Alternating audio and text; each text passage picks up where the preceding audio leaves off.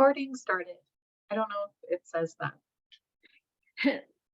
It did say that, or at least I heard that. So welcome to the Landmarks Board meeting. It is now called to order at 6:02 p.m. Welcome to the May 3rd, 2023 meeting. First, we'll introduce our moderator for this evening, Brenda Rittenauer. Before we begin, Brenda will review the virtual meeting decorum. Good evening, everyone, and thank you for joining us. My name is Brenda Rittenauer. I'm with our Communication and Engagement Department here at the city.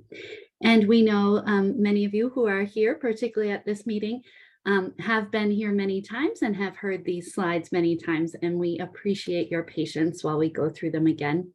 We always like to say them for folks who may be less familiar. So we like to share that the city engaged with community members to co-create a vision for productive, meaningful, and inclusive civic conversations. This vision was designed to support the physical and emotional safety for community members, for staff, and for board and commission members, and supports democracy for people of all ages, all identities, lived experiences, and political perspectives. More about the vision can be found on our website. The easiest to do is go to bouldercolorado.gov and put productive atmospheres in the search bar. Next slide, please. The following are examples of rules of decorum found in the Boulder Revised Code and other guidelines that support this vision, and we will uphold these during tonight's meeting. All remarks and testimony shall be limited to matters related to city business. No participant shall make threats or use other forms of intimidation against any person. Obscenity, racial epithets, and other speech and behavior that disrupts or otherwise impedes the ability to conduct the meeting are prohibited, and participants may raise their hand to speak during open comment and public comment periods during hearings. Individuals must display their whole name before being allowed to speak online, and only audio testimony is permitted. If you plan to speak and your whole name is not showing up, I will reach out to you to make sure that we have that for you before you speak. And with that, I think we're ready to move forward, Abby. Thank you, as always, Brenda. And we're delighted tonight to welcome our new liaison from the Planning Board, Mark McIntyre. I know some of us briefly said hello to you a few moments ago. I do want to acknowledge that we do have a full quorum this evening. As with in-person Landmark Board meetings, the recording of this meeting will be available in the record archives and on YouTube within 28 days of this meeting. We're going to do a real quick roll call and introductions of each board member, and you as well, Mark. I'm Abby Daniels, Chair of the Landmarks Board.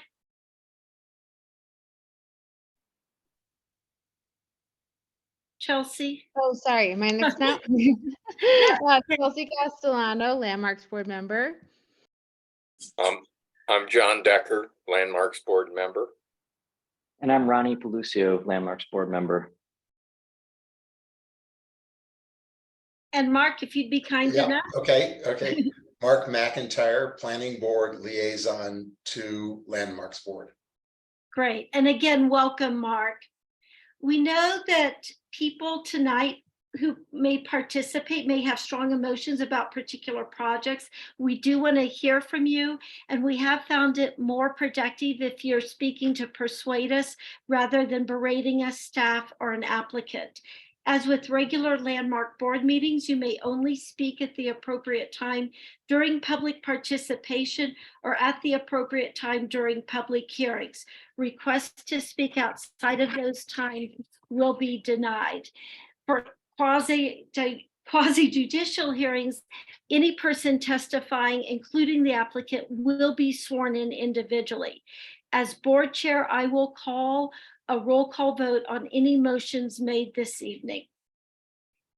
Next, I think we're ready to look at the group agreements that were born out of our July 2022 board retreat. Thank you, Claire. This is a living document. Changes are welcome. We continue to welcome any and all dialogue. And board members are welcome to use the raised hand feature to introduce a new topic as we move between through board deliberations this evening. So the next item on our agenda is the approval of the April 12th, 2023 minute meetings. Do any board members have any changes or alterations to the April minutes? Seeing or hearing none, I move that we approve these minutes. Do we have a second? I'll second. Thank you, Ronnie. So we'll do a roll call vote for the three of us that attended that meeting. John, Aye. Ronnie, Aye.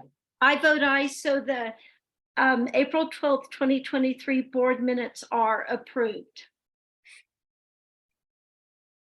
Now we'll be moving on to public participation for items not on the agenda, or they're actually for items that are not a public hearing this evening. And I understand, Brenda, that we do have Catherine Barth may have some guests at her house who will be speaking. They'll each have their 3 minutes, and I will have to swear anyone who may be joining Catherine tonight to swear you in individually when you choose to speak. And just a reminder, if you're here to speak for any of the stays of demolition, now would be the chance. Though for 2119 Mariposa, that is a public hearing later on in the agenda. But if you're here for 1741 Walnut, 1444 Folsom, or 1918 Pine and would like to speak, now's your chance. So far we have, so far we have one hand up. So we can start there and then we will see what other hands go up, and are aware, Catherine, that you might put one hand up that actually represents 3 people. So as you unmute at that time, we will ask you what order your guests would like to speak in. But we'll start with Patrick O'Rourke. So I know that Aubrey has a timer that she will put up, I believe. And so I will give Patrick his mute button. We can swear you in, Patrick, and then we will get a timer going for you. Thank you. I swear. Thank Tell you, the truth. Patrick. Good evening, Landmarks Board. Sorry, my dog's barking right at the wrong time. Tonight, I'm not going to talk about the historic district. I know Catherine and her friends at her house will be addressing that on the non-agenda items. What I'd like to do tonight is address the possibility of a cultural landmark assessment that is being proposed by the Parks and Recreation Board, that it was sent to Fran Sheets. The cultural landmark assessment, the landscape assessment, is a fabulous idea. I'm just hoping that the scope of it and the boundaries need to be expanded, and there's a natural boundary for it. I mentioned it at the Parks and Recreation Board meeting the other night. And clearly, I don't think they had a clue about what I was talking about, let alone Fran Sheets talking about the historic district. That being said, it was my recommendation that CLA follow the border of the creek, starting at the Canyon Park, which is the mouth of the canyon. And it goes by no less than 15 historic properties, just to mention a few. And the people at the Parks and Rec, I don't think knew the ones I was talking about. The People's Park, which is obvious. Eden Fine Park, which is a landmark building.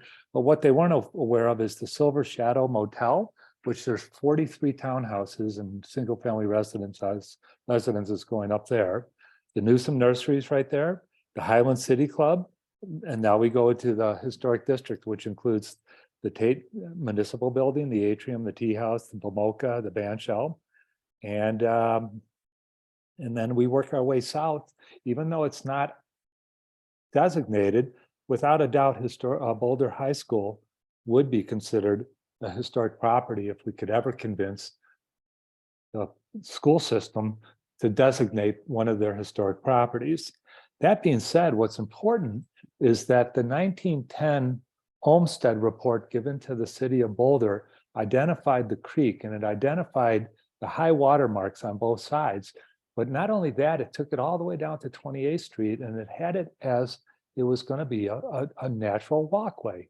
The reason it's important to take it down to 28th Street is you're not going to, they're going to tear down the Millennium Hotel and they're also going to tear down the Millennium Apartments.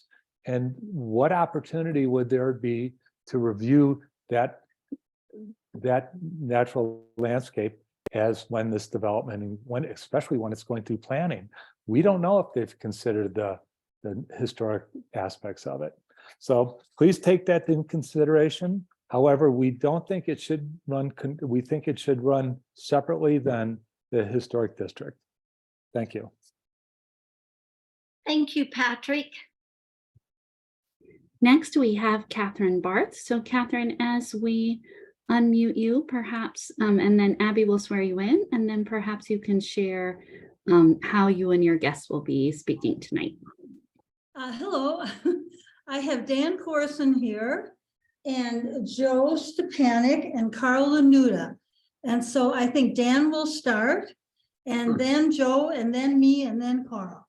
So I think we'll all have to be sworn in separately. So Dan, if you would like to begin, if you would just swear to tell the board the whole truth, state your full name, and then your 3 minutes will commence. Okay, I so swear. My name is Dan Corson. This summer, I will celebrate my 50th anniversary in Boulder. I am commenting on the proposed Civic Center Historic District. I'm very confused regarding what the status is. If I might read from the council minutes of June 14th, 2022. Furthermore, council directs staff to ensure that the Landmarks Board and Parks and Recreation Advisory Board are both appropriately engaged in the park design process and that the bandshell is included in the design and continues to be a centerpiece in Central Park.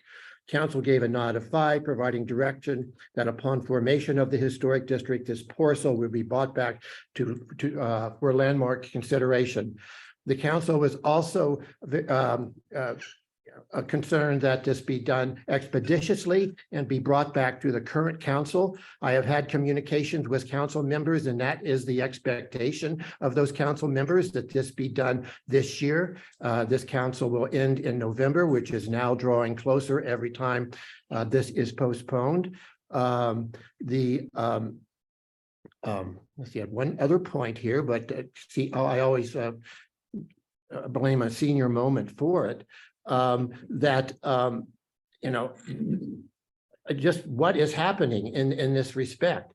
I have heard that nothing has really happened in terms of engagement by the Landmarks Board or the Parks Board, and now we are in May. So that's the extent of my comments for this evening. I do, would like to have some response from staff at some time regarding the status of this and why the Landmarks Board has not been engaged, and why and how the Parks and Recreation Advisory Board has been engaged pursuant to the council directive. Thank you. And thank you for your service. Yeah. Thank you, Dan. Catherine, were you going to speak next? No, I'll let Joe go and then I'll. Okay. Okay, Joe, and if you would be kind enough to swear you're going to tell the board the full truth. I'm pleased to swear that I'd speak the entire truth. I also strongly support this proposal for a historic district, Chapter 1. Strongly support the comments from Dan Corson. I would like to add a perspective that I think is crucial to being inclusive historically, as well as inclusive of the public. And that is the fact that the community hospital on North Broadway is now completely down, which means that the city will start the process of deciding which offices shall be moved, which current city office buildings might be raised, how the city creek can be enhanced as a historic zone. And I think it's because of this potential move, not a potential move, a real move by city offices in a year or 2 or 3, it is very important for the Landmarks Board and City Council to approve this Chapter 1 district designation so that we can be pulling together constructively in the years ahead. thank you for your participation and your vote. Thank you. Thank you, Joe, for your time this evening. And Catherine, are you or Carl speaking next? I'll speak next. And Catherine, you know I'm going to ask you to swear to I tell will the tell you the truth, my dear. Friends of the Tea House and Friends of the Bandshell are two groups that have been very active in getting both the Tea House landmark, both inside and out, and trying to get the site of the Bandshell expanded last year. At that time,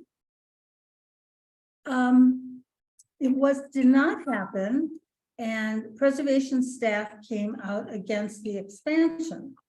And I wondered at that time why I wasn't really upset, but then James suggested, and the city council picked it up, that we should just put the Bandshell site into a larger historic district.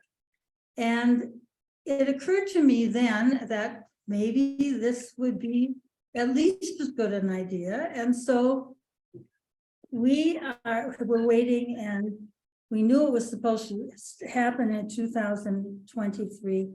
And so, not to offend anybody, but again, Friends of the Bandshell and Friends of the Tea House have now come together and put an application in for the entire historic district.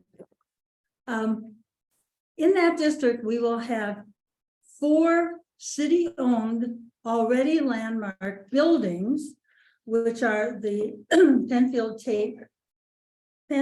Tate Municipal Building, the Atrium, the Tea House, and BAMOCA. And we will have one building that is maybe as much a structure as the building, the band house, the Bandshell.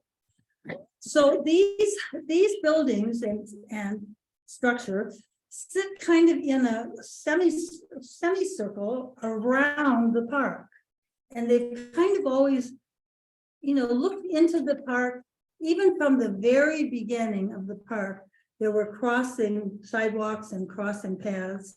And so I think there has always been a lot of communication between these buildings and people who would come and have lunch, or when the Park Central building was being used as an office building, people would walk across the park to go to the atrium. So there is a real connection to the park. And since we, oh dear, I'm gonna go out of time. Anyway, we've learned a lot from Olmsted, and we know a lot about the trees now, and we're very excited to move forward as soon as we can. Thank you very much. And I'm sorry my time is running out. Thank you, Catherine. And then now Carl Lanuta. And again, if you'd be kind enough to swear to tell the board the full truth, your 3 minutes will begin.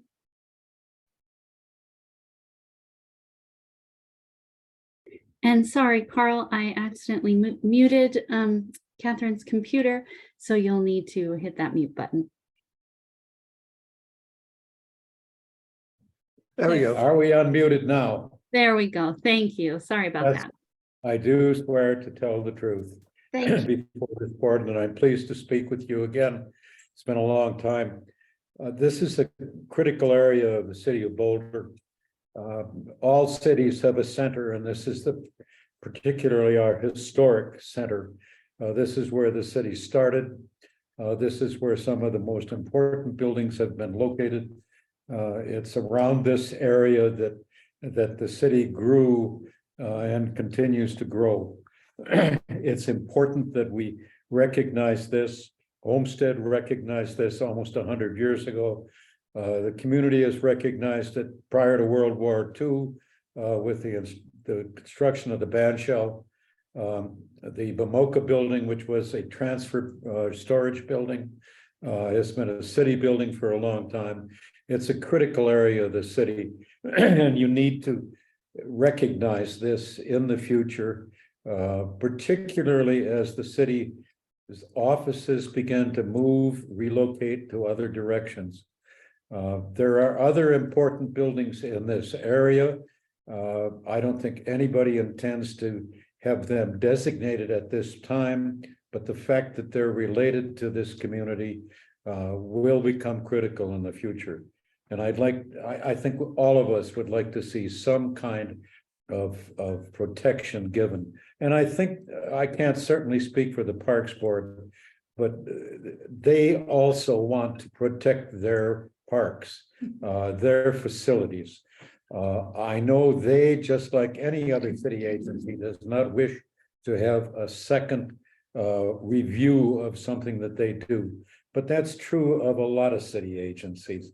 Landmarks Board doesn't like to have somebody else telling them what to do. And we're not, this group is not trying to tell someone that they have to preserve something. We just want to be, this area to be recognized as the significant to the city as a whole. The buildings that are included are already landmarked.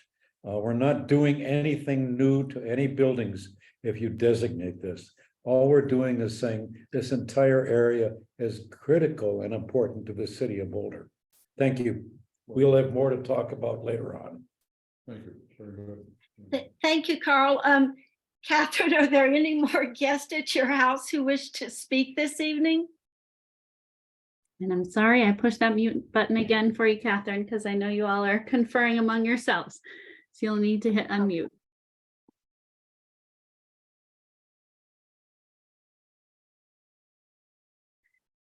I mean, my understanding, I think everyone I think has so.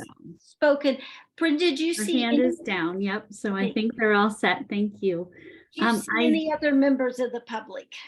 I do not see any at the moment. Oh, we do have one additional member of the public at this time.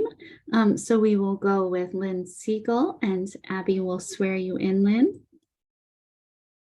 Hi, Lynn.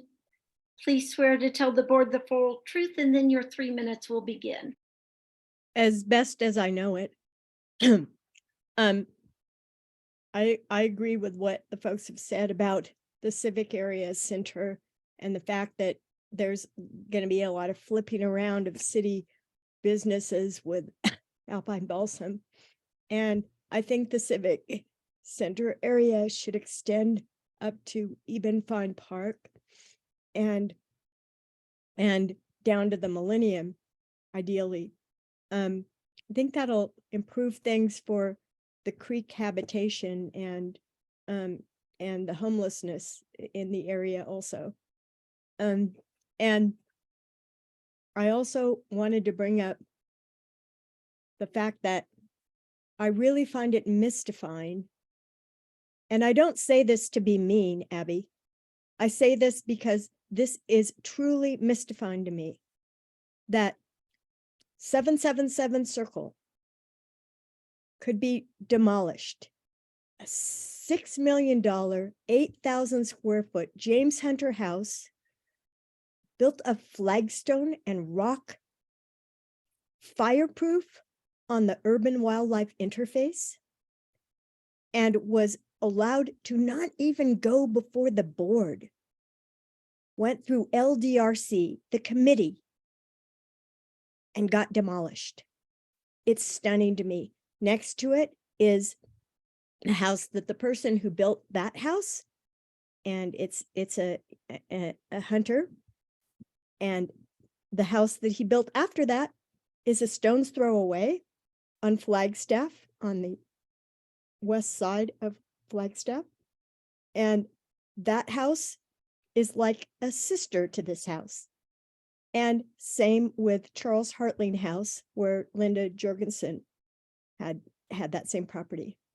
By the way, one of the people that spoke tonight, his house is being sold. It's Judge Holmes' place. The sign went up the other day, just FYI, and in case any of you don't know this. But that historic home at 77 Circle had an addition that was very seamlessly accomplished. You really can't tell. It's so well done. And I followed Landmarks Board for 5 years, and I thought I know a little bit about what goes on in this board after following it for so long and going to every LDRC meeting. And right now, I'd like to be at the Environmental Advisory Board meeting, which is simultaneous to this, but I can't be because I'm at this one. And that's the one I should be at because that was a sin. That Lynn, I taken down. apologize, but your time has expired. Thank you. Brenda, do you see any other raised hands? And I know, as Marcy pointed out, this would be the time for anyone to speak on any of the pending stay of demolitions except for the property on Mariposa, because we have a public hearing for that. I am not seeing any other hands come up. So I'm giving a nice long pause in case anyone changes their mind.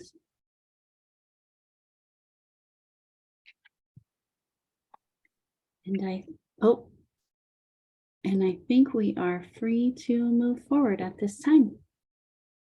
So we'll go ahead and close public participation, and I want to thank everyone for speaking. I think that we also had 3 people just speak to us who are former Landmark Board chair members, but I do know for those who are interested in the status of the Civic Center Historic District, I know after our next agenda item to discuss the pending stays that Marcy or staff will be giving us an update on that. So I think we should continue with the agenda as is, but just know that shortly we will be receiving an update on the Civic Center Area Historic District.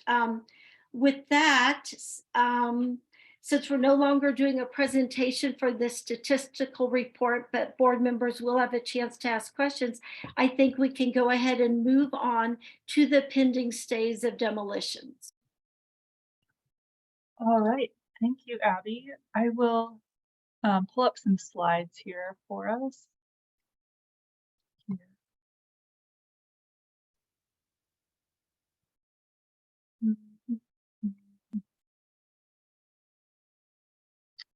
Okay. We have 4 active stays of demolition currently, which is a lot. Usually we have 1 or 2. So the first one, 2119 Mariposa, is a public hearing later today. So I would suggest that we discuss it during the public hearing rather than right now. But just as a recap, this one was heard at the January 4th Landmarks Board meeting where the board voted to place a stay on the application. John and Abby volunteered as representatives. We had a site visit meeting in February, and then a lot of the conversation has centered around the structure, the cost and condition of the house. And so after the owner hired one structural engineer to look at it, and that wasn't very helpful, the city has hired Atkinson Nolan to prepare a structural engineering report, but that won't be ready until May 19th. And so tonight, the board has a hearing scheduled to consider initiation of the landmark designation process or approval of the demolition. And the stay of demolition expires at the end of this month on the 29th. So I would say let's go ahead and hold our conversations until the public hearing later this evening.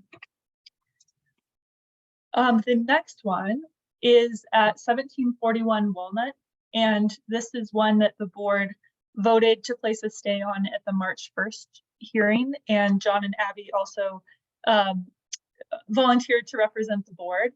We had the first meeting on April 4th, which was virtual, and we looked at some examples of other site review projects, knowing that this would likely come in for site review, and the conversation I think was very productive in talking about the unique aspects of this building where one faces the alley rather than the street, and the most significant or most detailed facade is actually facing the alleyway. So the kind of leading the first meeting, we were going down the path of a preservation success isn't always preservation of the entire building and its setting, and perhaps in this one, it's how do you incorporate that alley facade?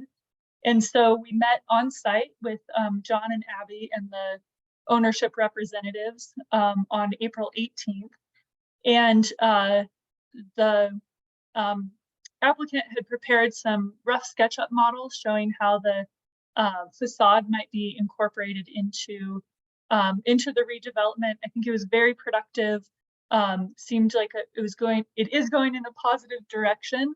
And unfortunately, the applicant has stepped back from the project. The owner would still like to move forward, building on the productive conversations of the stay so far. And so tonight is the opportunity to schedule a meeting for June 7th, which is the last regularly scheduled meeting before the stay expires on June 14th. Yesterday, I spoke with the owner, and she is wondering if there's a mechanism to extend the stay in order to provide time so that she could prepare a partial demolition application to propose rather than full demolition. And so we still are working out the details of how that might work. So my recommendation is that if the board is interested in holding a hearing to either approve a partial demolition or initiate the landmark designation process, that you phrase it in a way that just says, hold it before the stay of demolition expires, rather than putting a date certain in there that then we would have to open the hearing and continue it, etc. So, and I misspoke because I said John was at the site visit on April 18th. No, I wasn't. Wasn't able to make it. So Abby, is there anything you'd want to add about this site visit on Walnut? So I was very excited during the site visit and afterwards, because I think the applicants were so willing to discuss creative alternatives to saving this facade facing the alley, the north elevation, and some of it also returning a little bit on especially the west side with some of the historic windows, and even keeping the original door openings. And I think what I walked away from this meeting was not only their willingness, but sort of some creative things they had already put on paper, so to speak, but the fact that when new things are being built in Boulder all the time, whether large developments or smaller ones, and I think the thing that was exciting about this, what could potentially differentiate this redevelopment of this property, is that it could have a piece of history, it could have this facade that has its own character and ambiance, and it could offer future residents, future tenants, something unique that other brand new builds on empty lots are not going to offer. So that's sort of my 2 cents. Abby, you just reminded me that on our way back to the office, Claire and I walked down the alley heading west and took some photographs of some of these other buildings that are either freestanding or have been incorporated into the redevelopment. And it does make such an interesting kind of walk along the alleyway. And like you said, a real opportunity here to create a unique project. And go ahead, John. I just had a quick comment and then a couple of questions for staff. And the comment is that I also, subsequent to the meeting that I did not make it to, that weekend I did walk down that alley and look at that facade in context a little more seriously, and kind of just to get the alley experience of it. And so the questions that I have, if this is a partial demolition / partial preservation, how do we treat that? Because it's not designatable by our standard criteria. Do we need to act at all if that's the direction that we see the project going? Yeah, you would need to act, because if the stay expires June 14th and the board takes no action, then there would be approval for full demolition. Okay, And oh, I see. So then they could just go ahead and take it as a full demolition approval. Okay.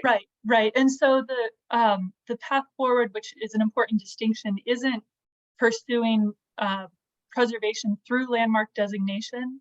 It's preserving it as a partial demolition. And I like to say preservation happens outside of our program. You know, designation is not the only way to save and celebrate old buildings. And in this case, I think that this could be a preservation win through a partial demolition that then is incorporated into the redevelopment and not ultimately designated. Okay, thank you. I would support the partial demolition route for this. I do have a question. If we approve a partial demolition, the project sits for a period of time, and all that is left is this kind of aspect of building that's currently facing the alley. If a decade from now, somebody came in and wanted to propose a project on this site, would the demolition request for this fragment of building come back to the Landmarks Board? Yes. And in this scenario, are you thinking that the building would be partially demolished and then there would be like a portion of what's more likely is that the building as a whole would sit, and then, as we all know, the demo approvals expire in 6 months and then a new application would be needed. It would come back to the LDRC because of its date of construction, and then we would look at what the Landmarks Board decision was prior. But if it went down an unlikely path in which what was approved to be demolished was demolished, but no action of reconstruction was taken, and we had a piece of the building left, and time elapsed, would this still come back to the board? You know, I don't think we've ever run into that scenario because I think is it a ruin or is it a building? And if it's a building, then it would come in for review because of through the demolition review. It's a tricky, I understand your question. I'm just not sure we know until we have the scenario in front of us, and for that board to decide whether this would be eligible for designation. Is ruin a descriptor that I guess eliminates the possibility of landmarking? I don't think we have a ruin in Boulder to test that case, but Well, I'm just curious because in Europe, a ruin may be all you have, and right, there's definitely it does get landmarked. Yeah, there are ones on the National Archaeological. Register that are ruins, so Okay. it's more of a structure than a building. Right. So tonight's conversation is more of a scheduling discussion, and so the question is, would the board like to make a motion to schedule a hearing to consider either partial demolition or initiation of landmark designation? I would like to. Do you have the language for it, or should I do, but let me see. Let me just read it real quick. Yep. Okay, great. So this leaves it general just in case the dates change with this stay. And it's up to whoever's making the motion to, you can either include both options, initiation of designation or approval of a demo request, or you can just do partial demo request if you want to make it specific. Well, but we haven't received a partial demolition request, so wouldn't we have to receive that in order first, I guess, from the applicant?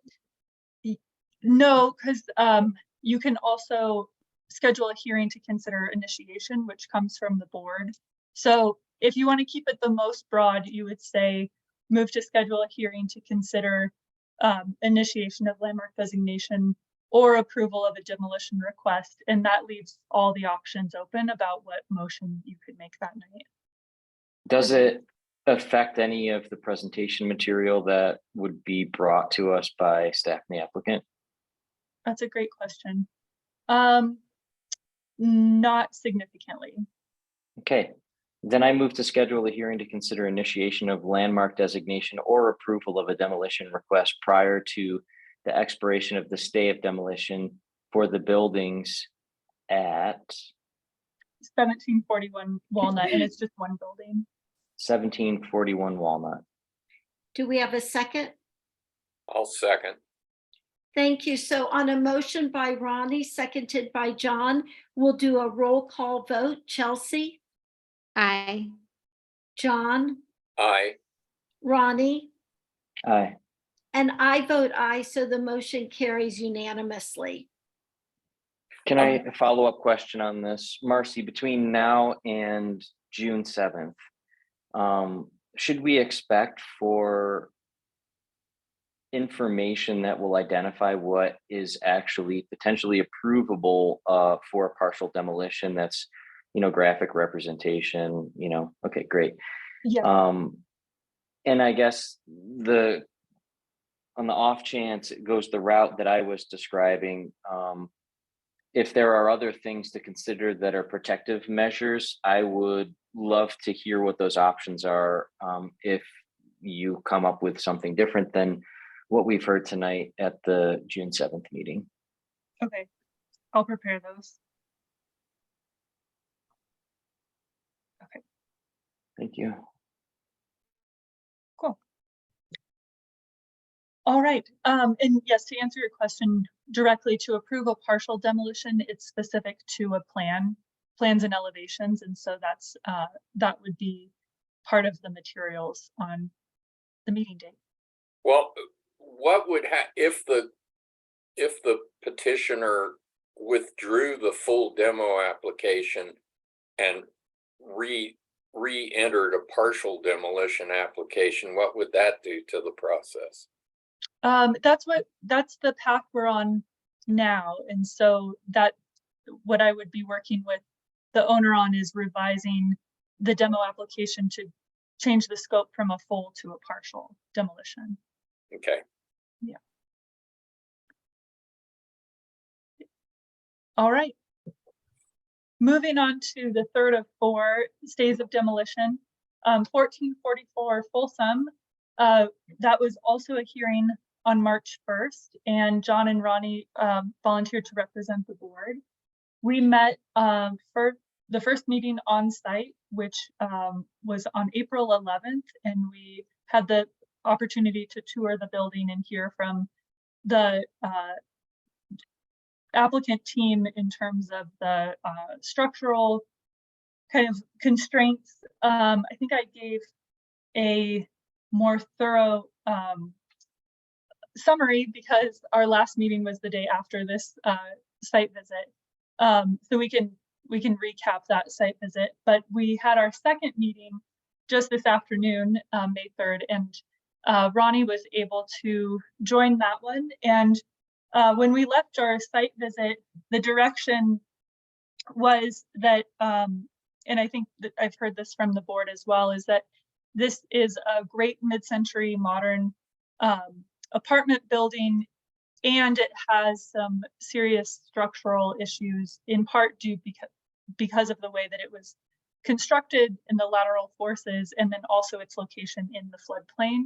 And so generally what the group has discussed through the site visit was that this building is very challenged, and how what are the opportunities to document the building, potentially salvage materials, and potentially incorporate some of the design into a design for a redevelopment on the property. And so today's meeting, we talked about those 3 things, and the applicant team is open to preserving materials on site, kind of keeping it open of how that might happen, but specifically the sandstone that could be incorporated. The CMU block that's decorative is a bit more challenging in terms of deconstructing it and reusing it, but the group was talking about the flagstone or sandstone is more important than the CMU block in terms of its materials. We being the city, can and do intend to require the building be documented if the demolition is approved or the stay is allowed to expire, both through photography and then also through documentation of its history. I think Claire and I were able to summarize the history pretty well, but with 88 units, I think we're not going to be able to kind of convey the social history of this apartment building in the same way that we would with a residential, single family home. And so I think there's an opportunity there to tell kind of what are the themes of who lived here over time. And then the third piece that the group talked about, which would not be a guaranteed requirement, but more of advice or something to consider for the team to carry forward, but not binding, would be how can some of the design elements be carried forward. And I've not had a chance to type up my list, but some of the things we talked about were what are the character defining elements of this building, its simplicity, the use of light and texture, light and shadow and texture, a limited material palette, these deep balconies that have these dramatic shadows. And there's more there. So let me pause there before I talk about next steps and ask Ronnie, is there other things you'd want to add about today's meeting or the overall direction or your impression of this building and the stay? I agree with everything Marcy has said, and I would also just add that I think the applicant has been cooperative and forward thinking in ways to include aspects of the future design, the current design into the future design. And I really think that, like I said, they're thinking ahead about this. They've been collaborative when we are meeting. I think they're very transparent about the issues with the building. And I think that those issues are also obvious when you're on site walking around. So I think that this is headed in a good direction. And I have confidence that we'll end up with something that does acknowledge the history of the building in a redevelopment if it goes the route of a demo. Yeah, having had the experience of walking around with this group on the site at the first meeting, I echo or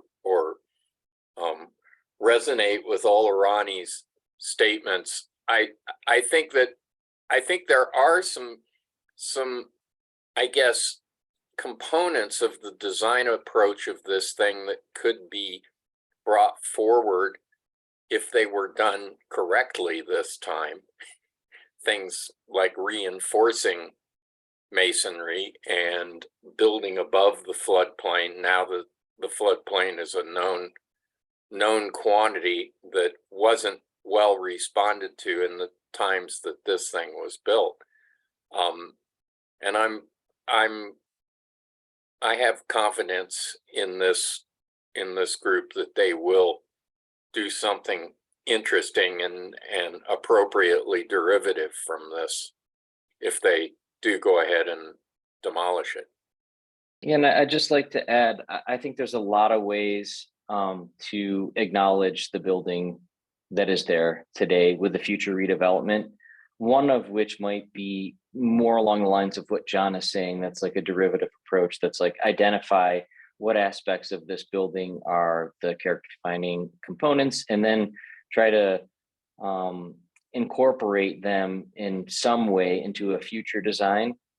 But I don't think it's absolutely necessary. I think a future building could look unlike this building and still keep pieces of this building, whether they're the physical materials or documentation of its history in other ways. And then they would just both be successful. So I don't know what the applicant will ultimately do, but I do know that they understand the building, and I think they understand what pieces of the building our team currently has identified as like the priority items. And so Yeah, I just wanted to say that because I know John knows that too, but I just don't want to set the expectation that the applicant at some point is going to design the 2.0 version of this that's out of the floodplain and doesn't have structural problems. Yeah, I think I was, to clarify, I was speaking more conceptually derivative. This building, the way it was built, the structural approach they took, and was utilitarian and inexpensive, and it served its purpose. It did what it was supposed to do. And a new design that maybe took that same concept forward, not locked into any kind of form or period kind of approach, I think could, as Ronnie just said, be very successful, even if it had a completely different form.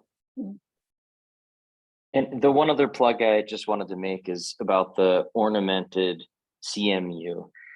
Because I think the ornamented CMU, and the applicant said that they would try to use or keep pieces of that if possible. And as Marcy said, it's harder for them to do that. But I think the ornamented CMU is more typical of a building of this era as being the unique thing that is the ornament, if that makes sense. And I think the thing that makes it boulderish is the flagstone. And I think that the two of them together are the story about why it's unique, because the flagstone alone, while it's horizontal in nature and the cut and the application is notable for this building, I think by itself it is less important than when it's put in the context of this material that was the traditional ornamentation used kind of prolifically with kind of the highest level of what we'd say is mid-century. So I am hopeful that they'll incorporate both in some way and salvage both. And I think they've said that they're going to try, but I think we'd be better off if they were both present.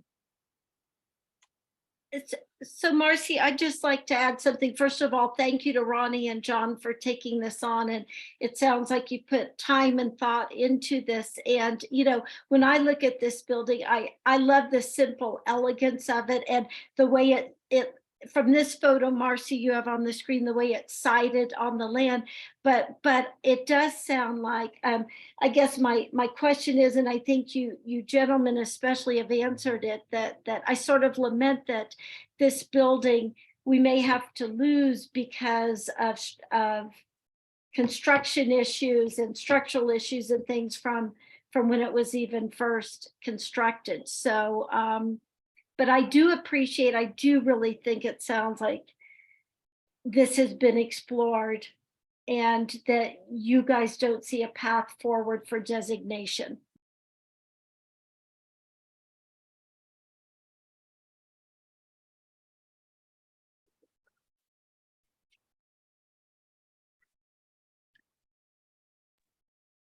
And I think there's a little bit more I don't think that's what Ronnie and John, I think that's what you two have concluded, correct?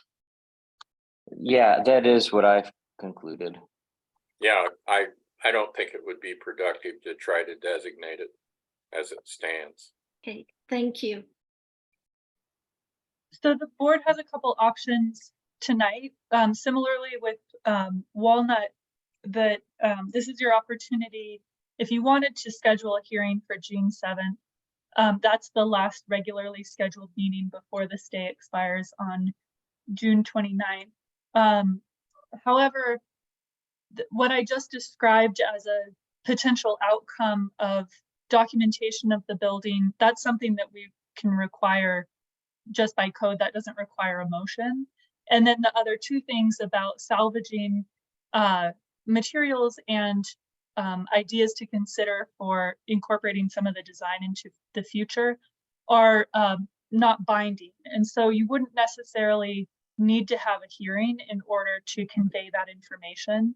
So the two options in front of you tonight are to either schedule a hearing for June 7th and hearing this conversation, you could officially vote to approve the demolition, or you could just allow the stay to continue and then expire at June 29th, but at the June 7th meeting, we could block out time during the stay of demolition update to articulate these components a little bit more. And that second option is the applicant's preference, and they've said that they're willing to come up with a memo or a list, something in writing for the board to respond to at the June meeting.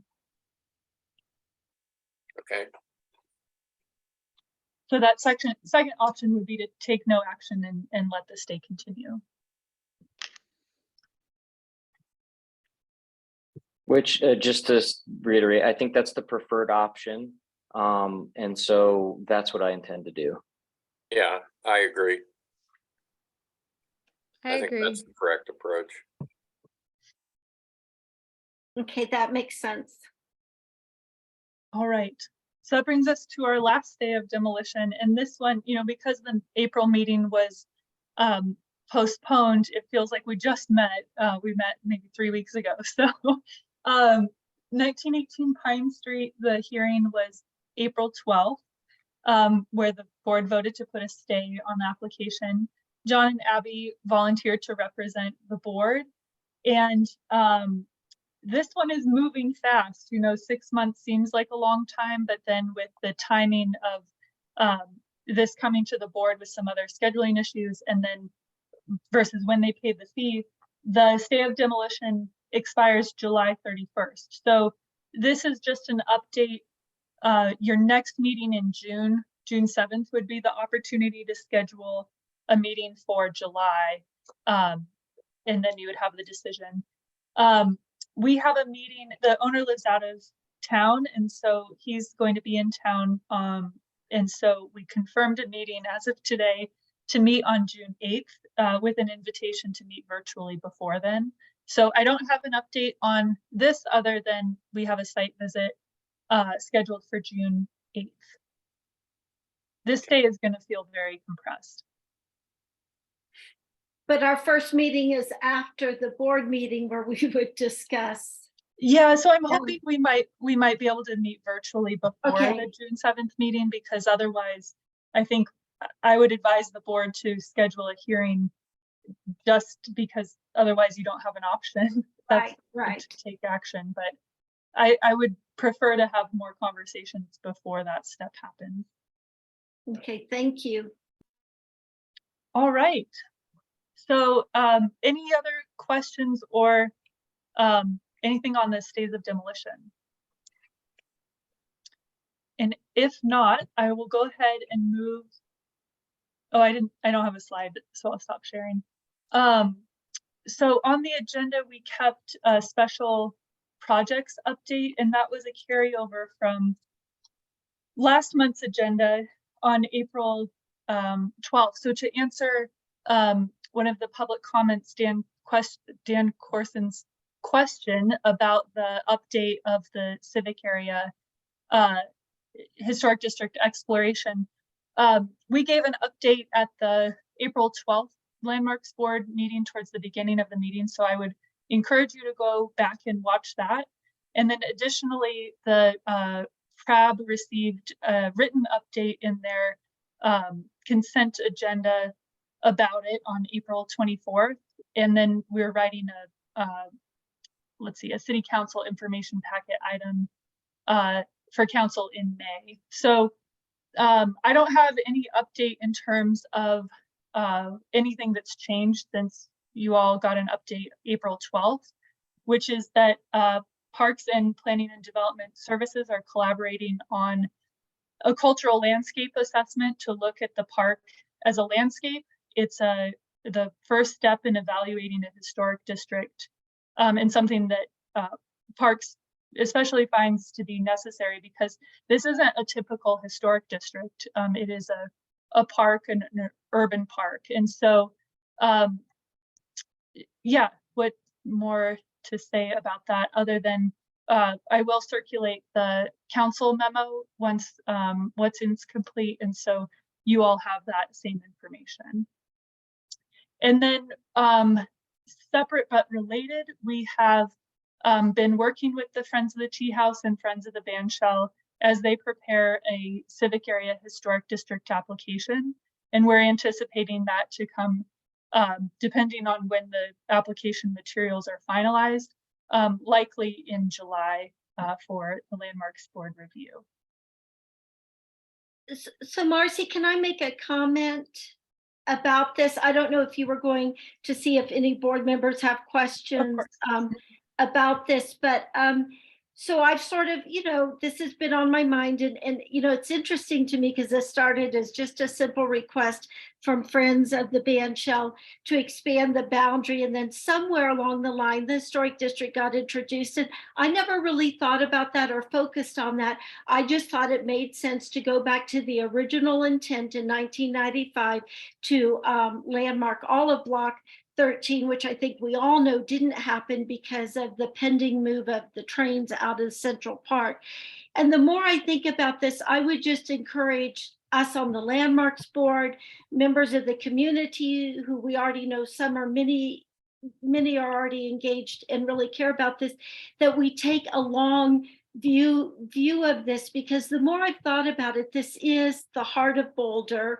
I met with a woman who was doing an honors thesis at CU about the creation of this historic district, and she brought up to me about it'd be fascinating to know about the first people here, the native Indians here and so forth, and what might have been on the site, because in many communities what becomes a central heart of a community was also the heart of a community hundreds of years ago. So this thing has really, I think, there's a groundswell of support from the community, and I just think we all need to be mindful. I hope we're all supportive of this. I don't know what role Landmarks Board can play in this to help, especially since I understand there's a pending application we'll see at some point soon. But I think the thing that I just can't let go is how the Iroquois Nation always tries to make decisions looking ahead for 7 generations, as well as respecting decisions made 7 generations behind. And I think this may be a part of the community, a part of Boulder that really takes a long view and not just what our interest and needs and what the community now wants, but take a much bigger, larger picture on this. And I just wanted to share that because I think it's important to really take this issue as it travels in front of us as something that may be one of the bigger projects or things we could be involved in. So I just wanted to share that. Thank you. I appreciate that. I know that the last time that this came up, we had back and forth with Parks and Rec, and I just wanted to understand what their involvement is in the process, since that was maybe a point of contention previously. Yeah, that's a good question. And so the Landmarks Board got an update on April 12th, which was verbal. And then we put that together as a written update for PRAB so that they had the same information within 2 weeks. And so we are being intentional about communicating with both boards as we move forward with this. But have they responded or given any indication of how they want to be involved? Yeah, I wasn't at the April 24th meeting, and I heard that they didn't have any questions about it. I don't know, KJ, if you want to add anything to that. I haven't heard anything directly from PRAB members. Yeah, I haven't either regarding the board. I did want to just maybe mention the role of staff, both from Parks and Rec and then the Landmark staff and our group.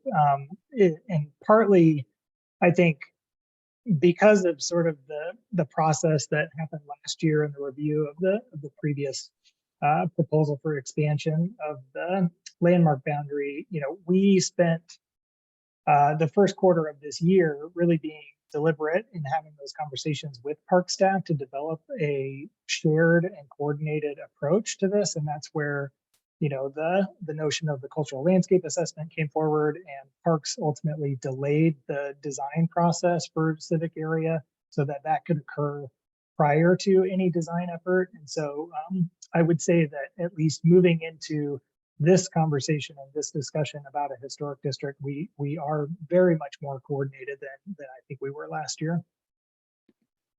That's really good to hear. Thank you for that update.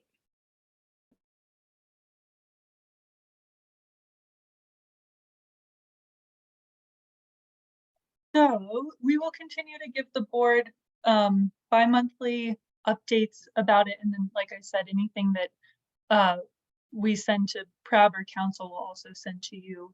And yeah, with that, we'll move on to the public hearings. Thank you, Marcy.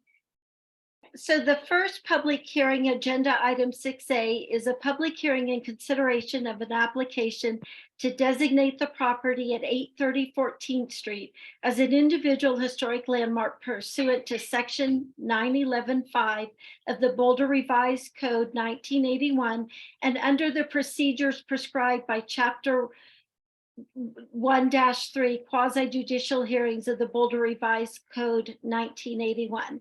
The owner and applicant are Roxanne Ruggles and Stephen Morgan. And I believe, Claire, are you making the presentation this evening? I am. Thank you, Abby. So this is a quasi-judicial hearing. All speaking to the item will be sworn in, and board members will note any ex parte contacts. I'll give the staff presentation and the board may ask questions. The applicants are not able to join us today, so we'll open the public hearing after the staff presentation. We'll then ask everyone to mute their computers and the board will deliberate. Motion requires an affirmative vote of at least 3 members to pass, and motions will state findings, conclusions, and a recommendation. And then a record of this hearing is going to be available in a couple of days as a video recording, and the official record will be added to the archive within 28 days, usually much sooner. The criteria for review is outlined in the Boulder Revised Code under 911.5C. We haven't done a designation for a long time. So the options for today, and I believe this is Chelsea's first, are for the Landmarks Board to approve the application and recommend designation to the City Council. City Council would hear the final designation within 100 days. Alternatively, the board may disapprove the request, and this is subject to a 45-day call-up period, and the owners would need to file a notice of appeal within 21 days of today. This is a bit of an unusual route for a designation. The house at 830 14th Street is actually within the University Place Historic District that was designated in 2006. The owners contacted staff about getting a landmark plaque for their house, and those plaques are a benefit of individual landmarks. We don't put them on all buildings in historic districts, so we asked the owners if they would be open to individually designating the house. And during the course of the application, we also discovered that the information that was in the designation of the district about the house was incorrect. So the owners were excited to be able to correct that information and also individually landmark their house. So 830 14th Street is located right here within the University Place Historic District. That's the black outline here. It's midway between Cascade Avenue and Aurora Avenue. The house actually was considered contributing to the district in 2006 when the district was designated. The house was built in 1920. It was completed in 1920. It's a 1.5-story brick bungalow with a stuccoed upper. It has a side gabled roof. You can see that on the two sides here. And this flared front gable that creates a full width front porch. The front roof includes this kind of somewhat iconic single gable dormer. And you can see underneath there the full width front porch, and it has large battered brick piers that are corbelled at the top, and these low brick porch walls capped with stone right here. The stairs to the porch are flanked by stone walls, and this randomly coursed stone also forms the foundation, which you can see right here.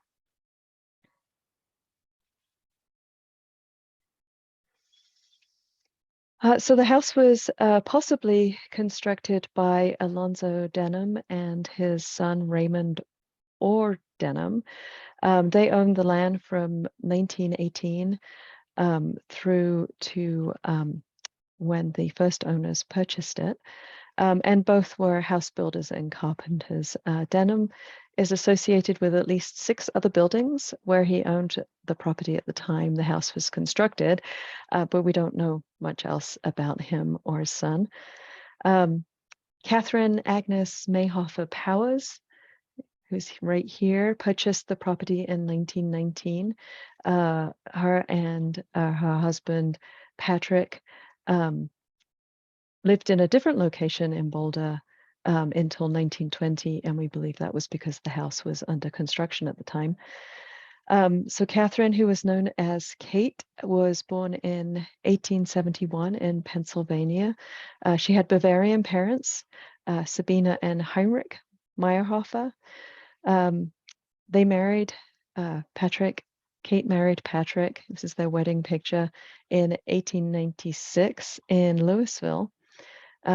Patrick was born in Massachusetts around 1863 to Irish parents and was listed as a coal miner or a coal mine operator as early as 1900 in the census.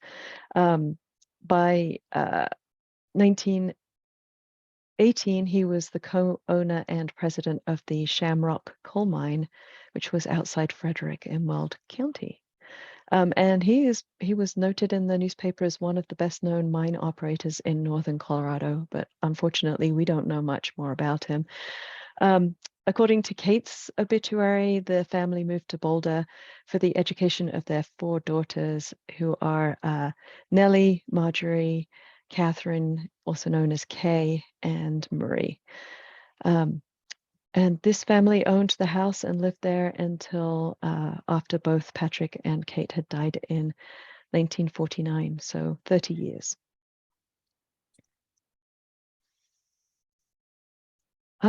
The proximity of the university, which you can see here, and the streetcar line attracted residents to the neighborhood. You can see that the historic district, I hope I got it in the right place, outlined right here, and the district designation notes that the one of the reasons this area is distinct was the well-preserved assemblage of early to mid 20th century middle-class homes with a tree-lined streetscape, and also the proximity of the university and the streetcar line that attracted the Powers family to this area.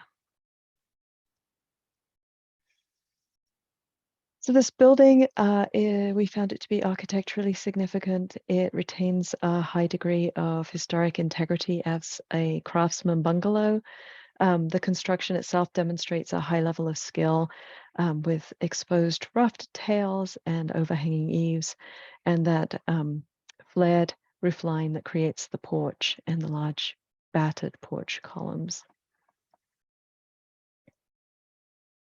We also found it to be environmentally significant as a contributing feature within the historic district and a pretty prominent feature within the district itself. The staff's recommendation is that the Landmarks Board recommend to the City Council that it designate the property at 830 14th Street as a local historic landmark to be known as the Powers House, finding that it meets the standards for individual landmark designation. And if the Landmarks Board recommend the designation, staff's recommendation is that the property be known as the Powers House to recognize the longest owners, Catherine Kate Agnes Mayhofer Powers and Patrick Pat Powers. And the proposed plaque would read, Catherine Kate Powers lived here from the time the house was constructed until 1949. Her husband, Pat Powers, owned and operated the Shamrock Mine outside of Frederick. They purchased the house so their 4 daughters could attend the university nearby. And the proposed boundary would follow the property line shown here. Unfortunately, the owners had an unexpected family commitment, so they can't be here, but they are in support of the proposed name and boundary. So here are the proposed findings: that the proposed designation is consistent with the purposes and standards of the Historic Preservation Ordinance. And that is the end of the staff presentation. This is a reminder of the next steps in the process. The applicant would ordinarily have time to present to the board, but as they are not here, we'd move into public participation and then board deliberation. And the options today are for the Landmarks Board to approve the application and recommend designation to City Council or recommend denial. So are there any questions from the board? I see John's hand is up. Oh, Yeah, John. I just wanted to remind someone, Claire, we haven't done ex parte. Ex parte, yeah. Oh, shoot. Sorry, I forgot. Well, why don't we do that right now? For any ex parte contacts, Chelsea, No. John, None. Ronnie, None. and I have none. Great. Any other questions?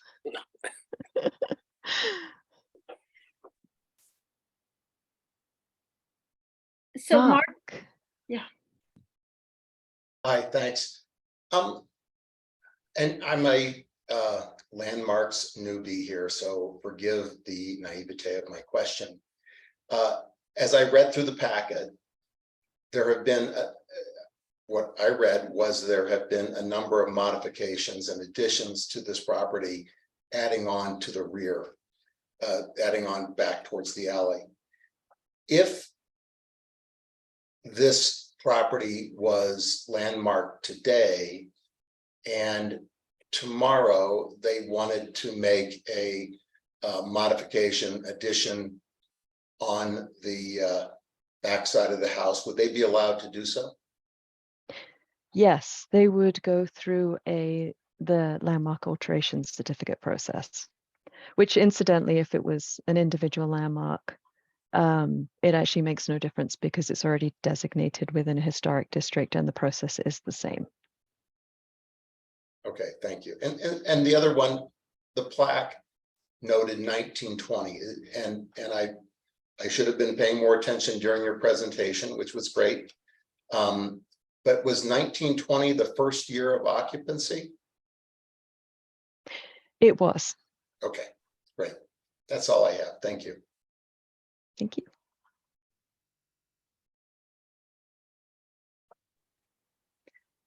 All right, if there are no other questions, I'll pass it back to you, Abby, for public comment. Thank you, Claire, and thank you for your great presentation. So Brenda, this is the time we'll ask people to raise their hand or let you know if they'd like to speak to this item. Yes, I do have one hand up at the moment, and it is Catherine Barth and the group over at her home.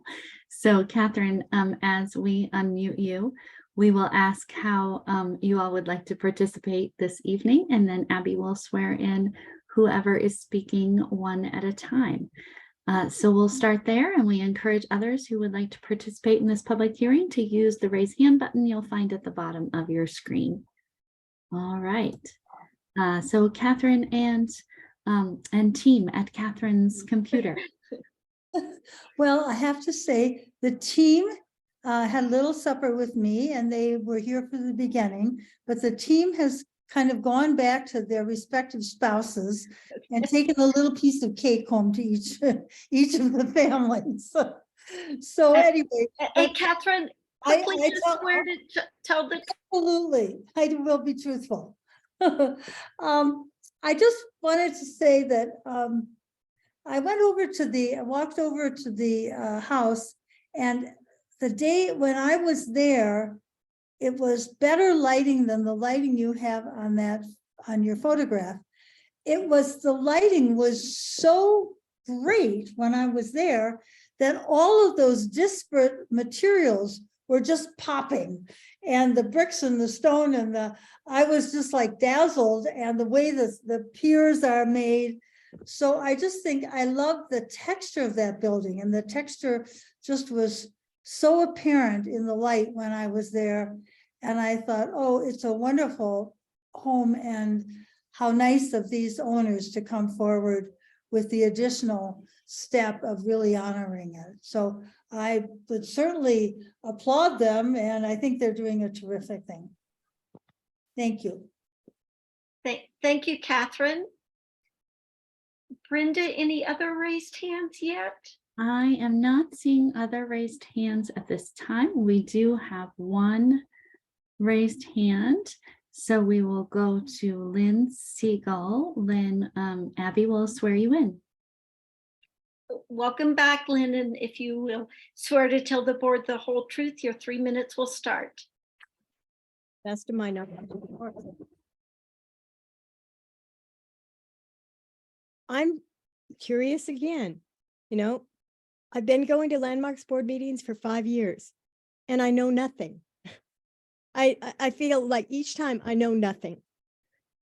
This is in a designated landmarks district. So why is there even any question? Why is this coming up before the board? 777 Circle swept through the LDRC without even a hearing. And this place clearly is going to be designated. Of course it should be. There's no question about it. It's academic, you know. And yet the things that really matter don't even get touched. It's stunning to me. I just don't understand the landmarks here in Boulder. You know, I've been here since 1987. You know, I don't have all over the world and I know what it's like in this town and that town and stuff. But to me, this just seems like an archaic process. And you know, can't you reach out to the public a little bit? Sorry if that's not all positive and hunky-dory and everything, but it seems like, you know, for example, 1741 Walnut. I didn't even realize, and I physically went there to see the place on the site view. I didn't even realize until I asked a bunch of people that the two buildings on either side, the huge bulk of the context of that alley, you know, structure that's going to be left are being completely demolished, and they're within, you know, they're probably not within a period of time when they could be restored, but or you know, they're not applicable, but it did affect the context, and like, so that building will be pretty well dwarfed by the other two buildings on either side. It would just be nice to know for the public. You know, I'm an ultrasound technologist. I wouldn't ask you to do a BPD on a baby, you know, because you don't know how. I'm not a landscape designer. I'm not an architect, but I think I deserve the respect of knowing kind of the basic things about some of these buildings. and what's going on and the context of things. And that should be brought out to me on a platter because you want to engage the public and you want to preserve these buildings. I'm sorry, I'm not from Colorado. I'm from the Pacific Northwest. I guess I just don't think the way people think here. I feel very alienated from a lot of the people in Colorado because it seems to me there's this superficial kind of chit chat about things that are obvious. Lynn, I'm so sorry, but your time has expired. I am not seeing other hands at the moment.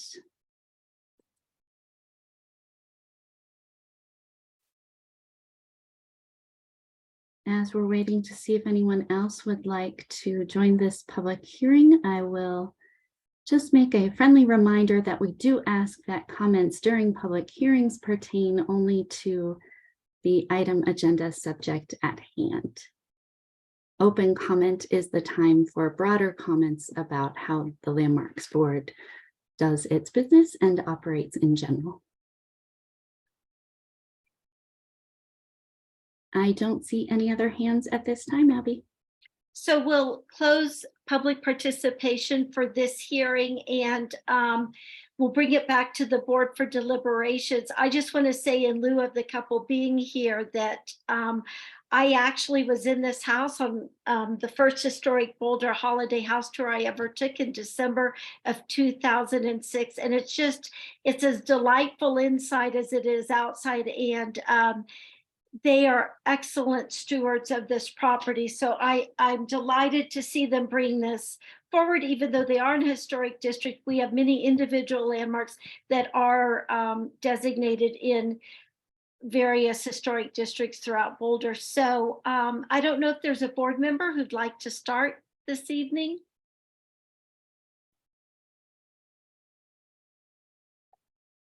I guess I will. Great, thank you, John. I think that this is one of those designation cycles that we love to be involved in when it is brought to us by the owners with the desire to be designated, even though already in a district, so that the house gets the recognition that it does deserve. It's extremely well preserved, and is characteristic of the bungalow style and that time.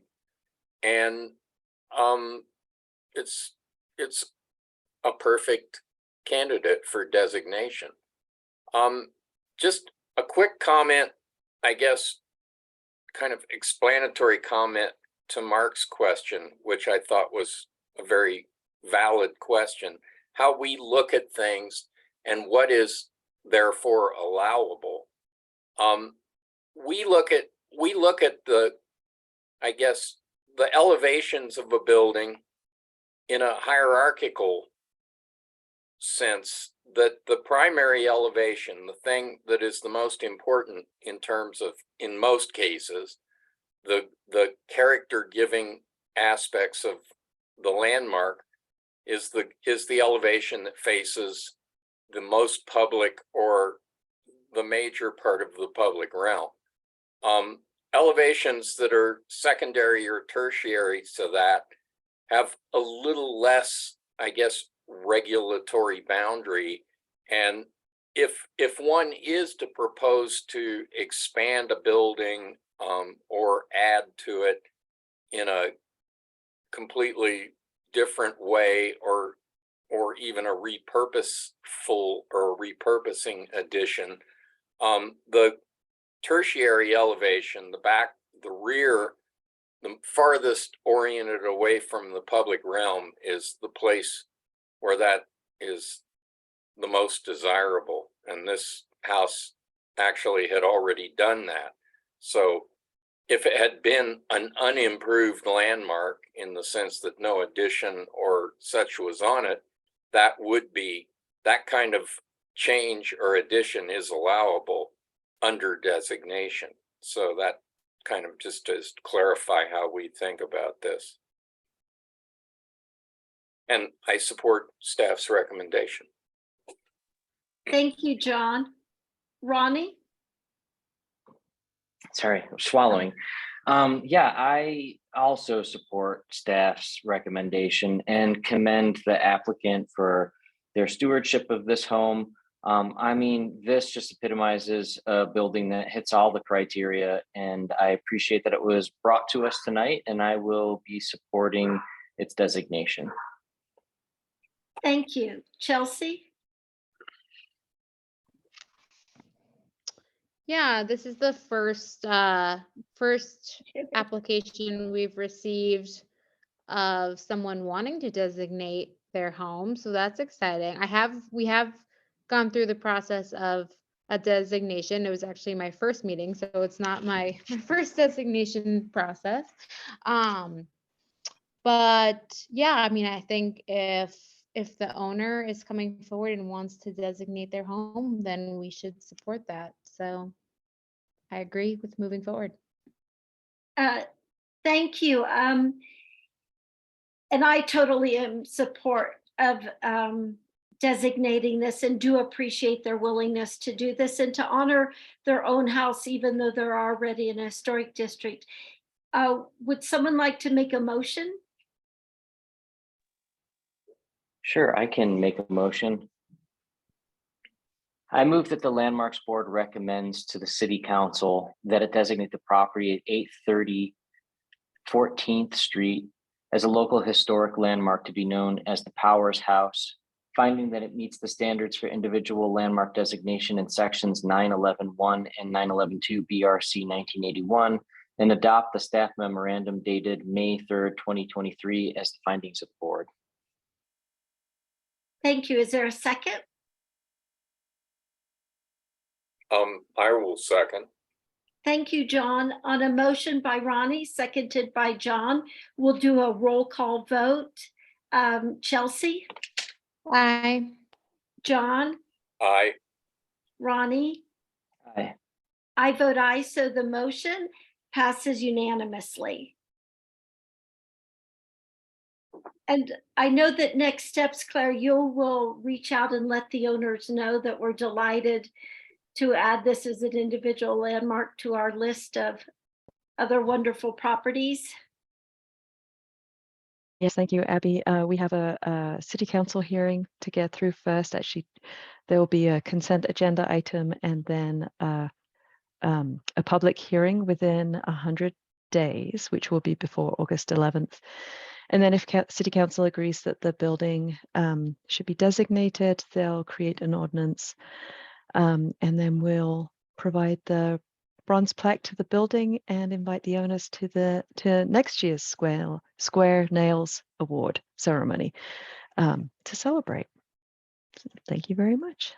Thank you. Thank you, Claire. And the next agenda item is item 6B.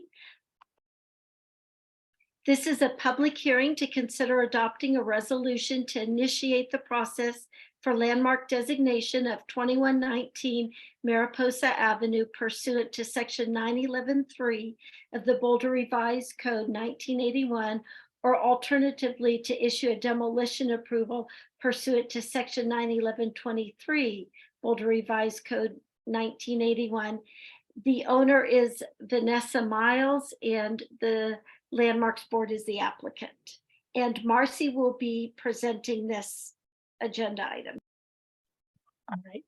Thank you, Abby. So this is a little bit different than our other hearings because initiation hearings are legislative in nature rather than quasi-judicial. So the process is similar, but you don't need to reveal any ex parte contacts. We'll start with a staff presentation followed by board questions. Then the owner has 10 minutes to present, followed by board questions. And then the public hearing is opened for 3 minutes each to anyone that would like to speak. At the end of that public comment, the owner would then have a chance to respond to anything that was said. And then the public hearing is closed. The board discusses and if appropriate, makes a motion. So jumping into the application process, the application was referred to the Landmarks Board back in November. And in January of this year, the Landmarks Board had a hearing and placed a stay of demolition, finding the building was potentially eligible for landmark designation, and put the stay on in order to provide time to consider alternatives to demolition. We had a site visit, as I mentioned earlier, in February, and then there was a structural engineer that came out to look at the property also in February, but that report was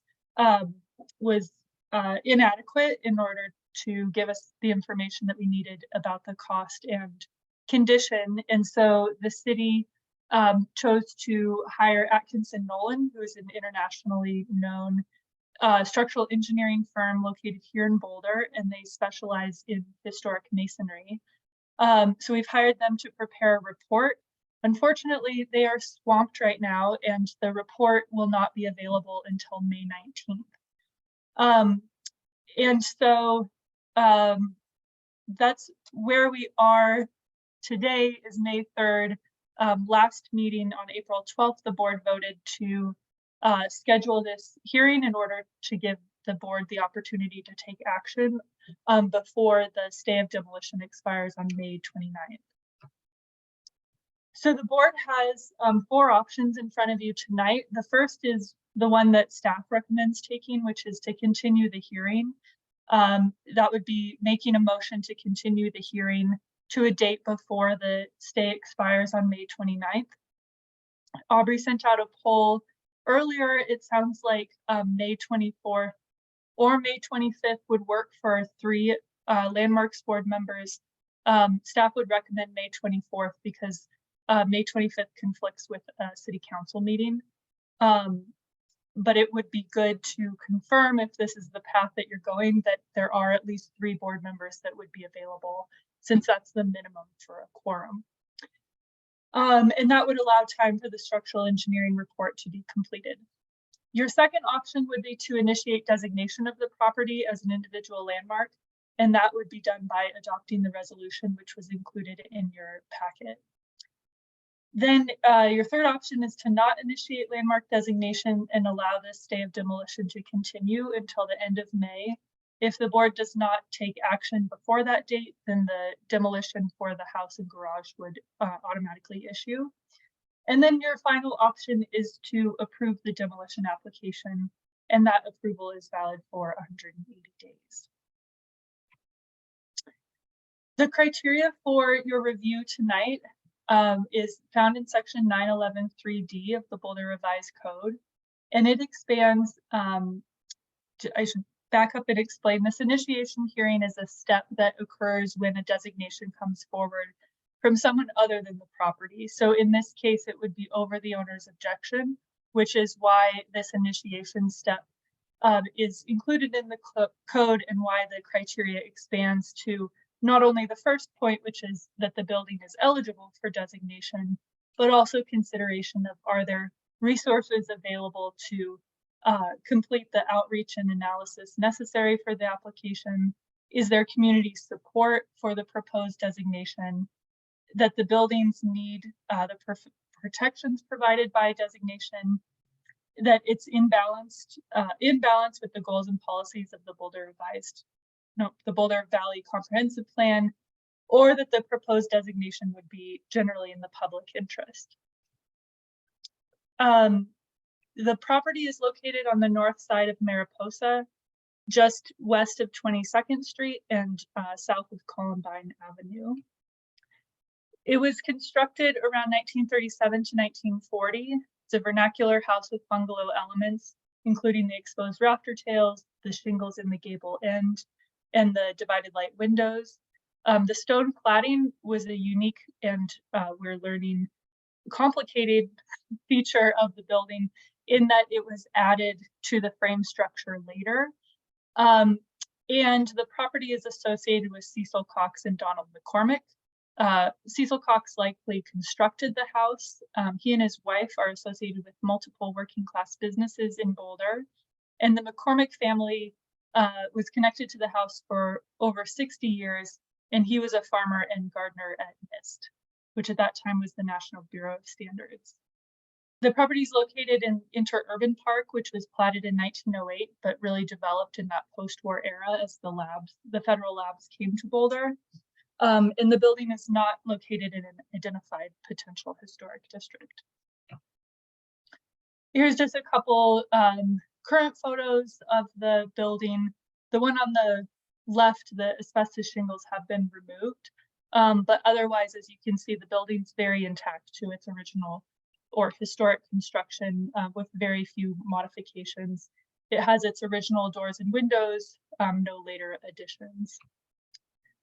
And then you can see on the west elevation is the chimney, and that is pulling away from the building. I think I have a later photo. And then the demolition request also includes the garage, which is located along the alley. It's actually true masonry construction rather than stone cladding, and has this CMU block wall and carport addition on the west side. So the cost and condition have been a major factor in these conversations during the stay of demolition. The owner got a quote from Sobo Homes with the original intent to fix up the house and just update it.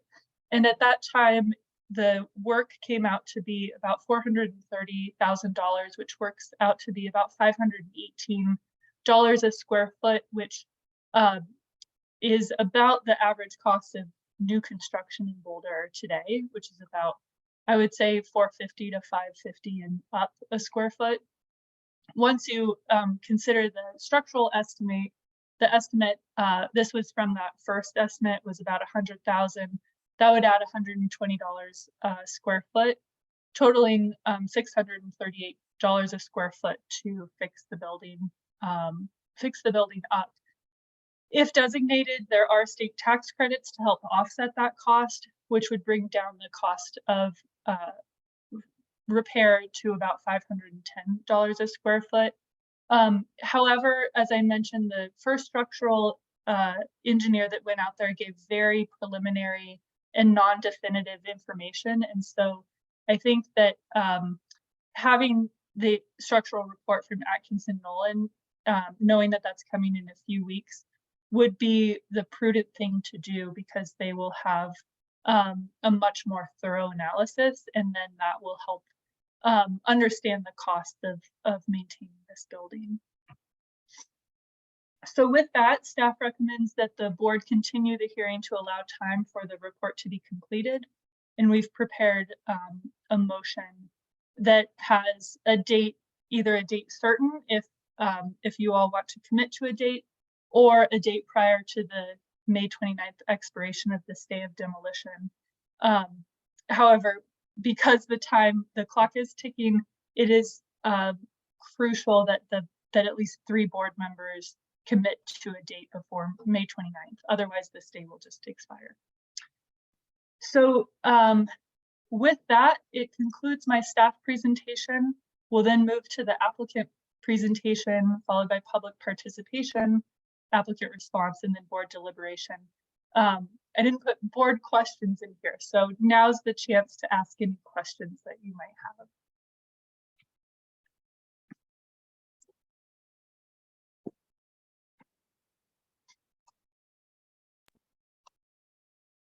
I don't see any questions or hear any questions for you at this point, Marcy.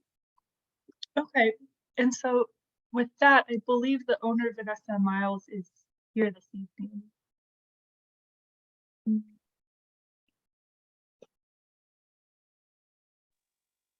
Hi, can you hear me? Yes, welcome, Vanessa.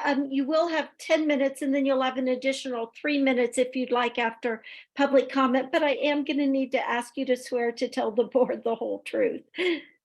Okay, this is Vanessa Miles. I swear to tell the whole truth. Is that it? That's it. You may begin. Thank Okay. you. Hi, we've been over this meeting a lot of times, so I don't really have that much to say. I also don't exactly know how the process works from watching these meetings. It seems that whatever the board recommends is what happens. So I'm kind of assuming this will go on to a hearing in May. But I would like to say, regardless of what this, well, I'll back up for people who weren't here in some of the other meetings.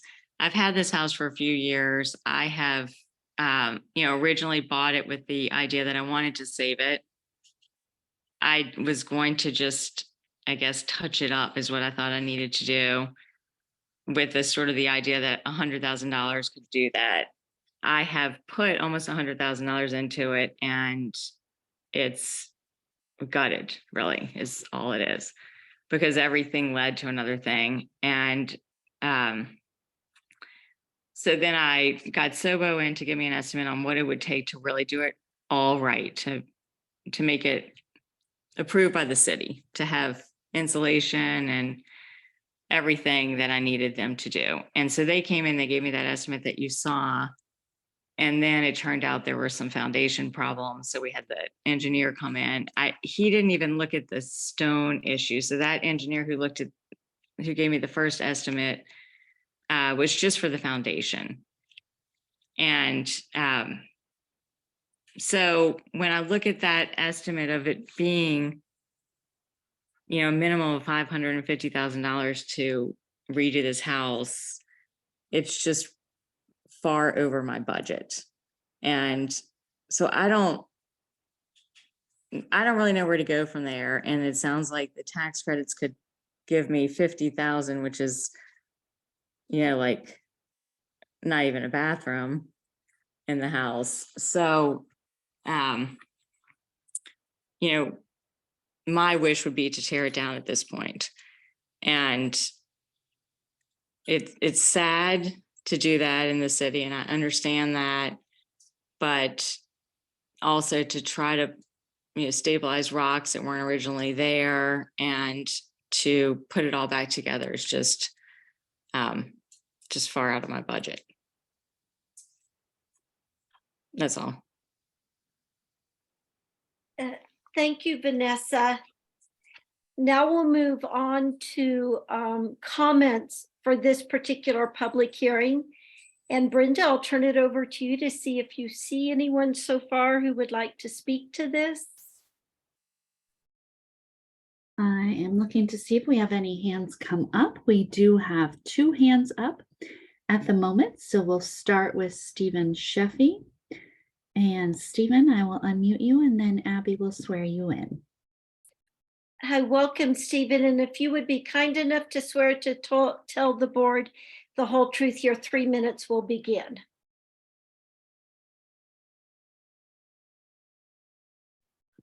Did I unmute properly? Yes, we can hear you. Okay, good. I do affirm that I will tell the truth. Thank you. You may proceed. And I just want to say it is obvious what this house is, and it's right next door to me, and I've looked at it since I moved in 1998. And I knew Ida McCormick, who lived in it, and her son and his wife. And I understand that it's a modest house and it is not new or perfect, but it is unique in its own way. And when it's gone, it's gone. And I sympathize with Vanessa. I understand that, I guess it was April 2021 when it went on the market, and it was purchased over a weekend. So it went on the market Saturday, and by Monday it was gone. It was a very rapid process. So the entire time of ownership has been one of trying to figure out how to resolve the issues with this house. And because of the city did such a good job of reporting on it and gathering information and materials, I think you have a very good amount of information to make your determination on. And I don't have anything that I can add to it, but I do appreciate the chance to say that I appreciate things that are old and bolder, and I also appreciate the quandary that this has presented for Vanessa. So I'm not unsympathetic. I'm just watching the process. I appreciate being able to speak about it. So that's it. Thank you. Thank you for your comments. And Brenda, did you say there was another hand already raised? Yes, we do have a hand up. Lynn Siegel. I will unmute you, Lynn, and Abby will swear you in. Thank you. And Lynn, we're pleased to have you, but remember that this time is for comments for this property. So if you'll swear to tell us the truth, your 3 minutes will begin. Thank you. The best I know. The front part of the house, I understand, is clad rather than made of the actual, rocks. It's just a veneer facing. I'd say that the building in the back is more important to be preserved than the building in the front. And I'd say if the building in the front is to be preserved, it seems like it needs to have a partial demolition. The fireplace seems like a kind of conundrum. It also seems like, there's going to be further iterations of what happens with this structurally to be able to move forward. And considering Vanessa sinking $500,000 some dollars into a little tiny house, is an undue constraint on the owner. It's this is a debatable house. 777 Circle is not debatable, not one whit. And it just doesn't make sense to have this debate about this little house when you just demoed an 8,000 square foot house in Boulder. A rock house, a solid rock house with no structural issues. Like, what is that about? So Lynn, if you can keep your comments to this property, please. It's impossible, Abby. It's impossible because I don't trust the Landmarks Board anymore. I don't think you know what you're doing. You're debating all crazy on a house like this, and you just ram through 77 Circle through Landmarks Design Review Committee. This comes before a hearing and another hearing. Your process is flawed, deeply flawed. I don't know what you're doing this for, for social reasons that you can get together with other people and stuff. Well, get a social life outside of the Landmarks Board. This is Lynn, I have to step in and ask you to focus on this specific project. I'm focusing very much, Ronnie. Okay. I'm It is hard to hear. Ronnie, I'm laser focused on this. Okay. This is a very, very unfair process that you are all contributing to. And I don't think it's right for me to stand up here and just make a judgment. Oh, she should or she shouldn't have this house. Because Lynn, and I'm sorry to interject, but your 3 minutes has ended. If I could just say something, Lynn, I'm sorry, I wasn't trying to criticize you. I was hoping that some of the comments about the way that you were depicting why board members might be involved in this group, I was trying to put you back on the topic of this building because I think that is the offensive type of talk that we're trying to steer away from, and that, you heard us talk about at the beginning of this meeting that, the board has made commitments to do, and we're hoping the public does as well. That being said, I hear you and what you voice about 777 Circle, if I've got the address correct. And I think you've said that at more meetings than just this one. I'm sure you have. And I feel like we need to answer your question. I do not feel like I'm the person that is capable of answering your question about that, how it went through a DRC process, didn't get to the board, and how it was determined for it to be demolished. Those are great questions. And I would just like to ask Marcy what might be the best path for us to answer that question for Lynn, so she's not just repeating it kind of in what I imagine might feel like an echo chamber, as I don't think we, at least in these meetings, address it directly. Marcy, can you help us with that? And maybe it'll help Lynn and in some form everybody's understanding. I'm not asking you to answer the question now, but what's the best process for her to get an answer to that? Certainly, and thank you, Ronnie. Yes, so staff has answered this question before and thoroughly, and so I don't believe that there is a need or that we will continue to provide an answer. I think at the heart of it, it's that Lynn disagrees with the decision of the Landmarks Design Review Committee, but it did go through the process.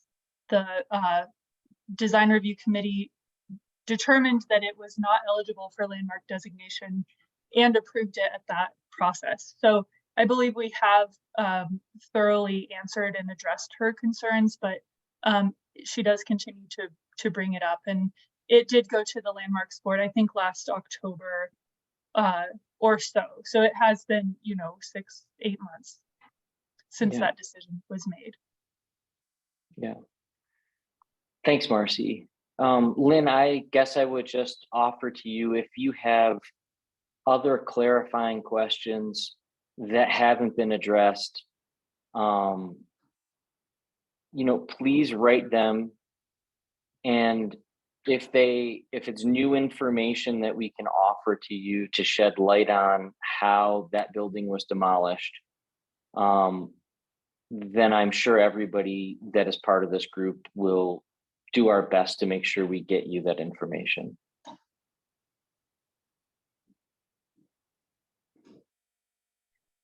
Thanks, Abby. No, thank you, Ronnie. You really articulated that very well, because I hear Lynn's frustration. I do know there were many communications between city staff and Lynn, and I know it's frustrating to her, but I also know that staff has done the very utmost and the very best in answering the questions as thoroughly as they can. I do want to get back and see, Brenda, if we have any additional members of the public who wish to address this item.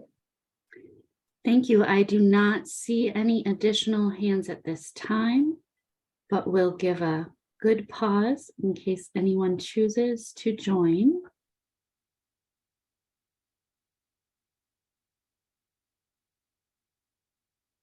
And I think we are clear to close. So we will close public participation for the hearing on 2119 Mariposa Avenue.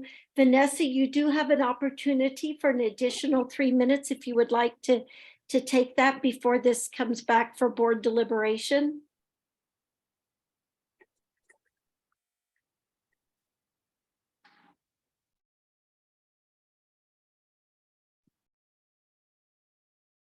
And I don't know if you may not feel the need to say any more, but you're welcome to.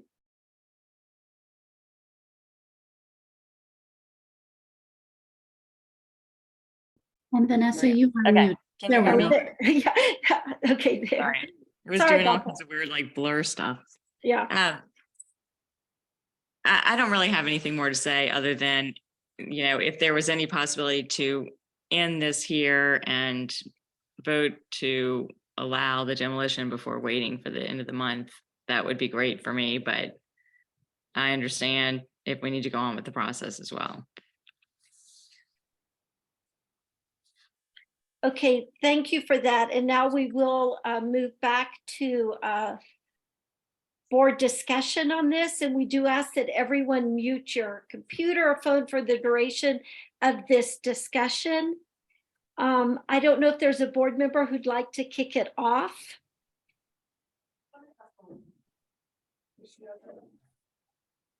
And Marcy, I don't know if it'd be helpful for you to put our options in front of us again, since we have a few this evening.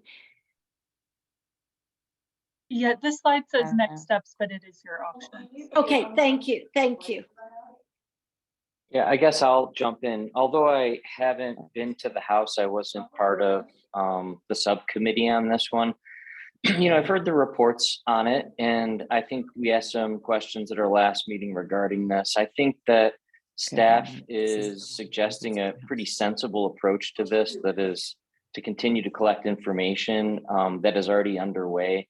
And I would suggest as well that we continue the hearing as line item number 1 here says, so that we can get that info and, make a decision at a future date. Thank you, Ronnie. John or Chelsea? Well, Can I ask how much? sorry, yeah. Oh, go ahead, Chelsea, Can I please. just ask, how much was the engineering study that we paid for on the applicant's behalf? I'd have to look at the invoice, but I think it was about $2,000. And our general historic preservation fund, dedicated preservation fund, is about $10,000. So while it's not a huge amount in the course of a project, it is maybe 20% of our historic preservation money. Okay. And we have confirmation that it will be complete by the 19th, you said, or? Yep. So when I was spoke it? with Dave Woodham late last week, and he said he agreed, that's the date that he said it would be completed by. That being said, I know that he's swamped. He's not legally tied to that, but that's the date that we talked about, and I conveyed the urgency in terms of our timing. Mm-hmm. Well, I guess since, I felt like at the time of when we first heard this, that we had enough information to make a decision of whether or not we wanted to designate this building or allow the application to move forward. But since the board approved moving forward and wanted to designate resources or dedicate resources to having our own study be done, and we've already paid $2,000, I would at least like to see the results of that study as part of our decision-making process. I do, if we could maybe, if we're heading in that direction, maybe turn to the date and time of when this might, because I'm not available on the evening of the 24th. So I guess, yeah, I think that's the direction we're going in, and just want to confirm that there's actually a time where we have a quorum to hold that meeting. Yeah, I think that's important, Chelsea. Thank you. John? I support staff's recommendation number 1, which is to continue the hearing.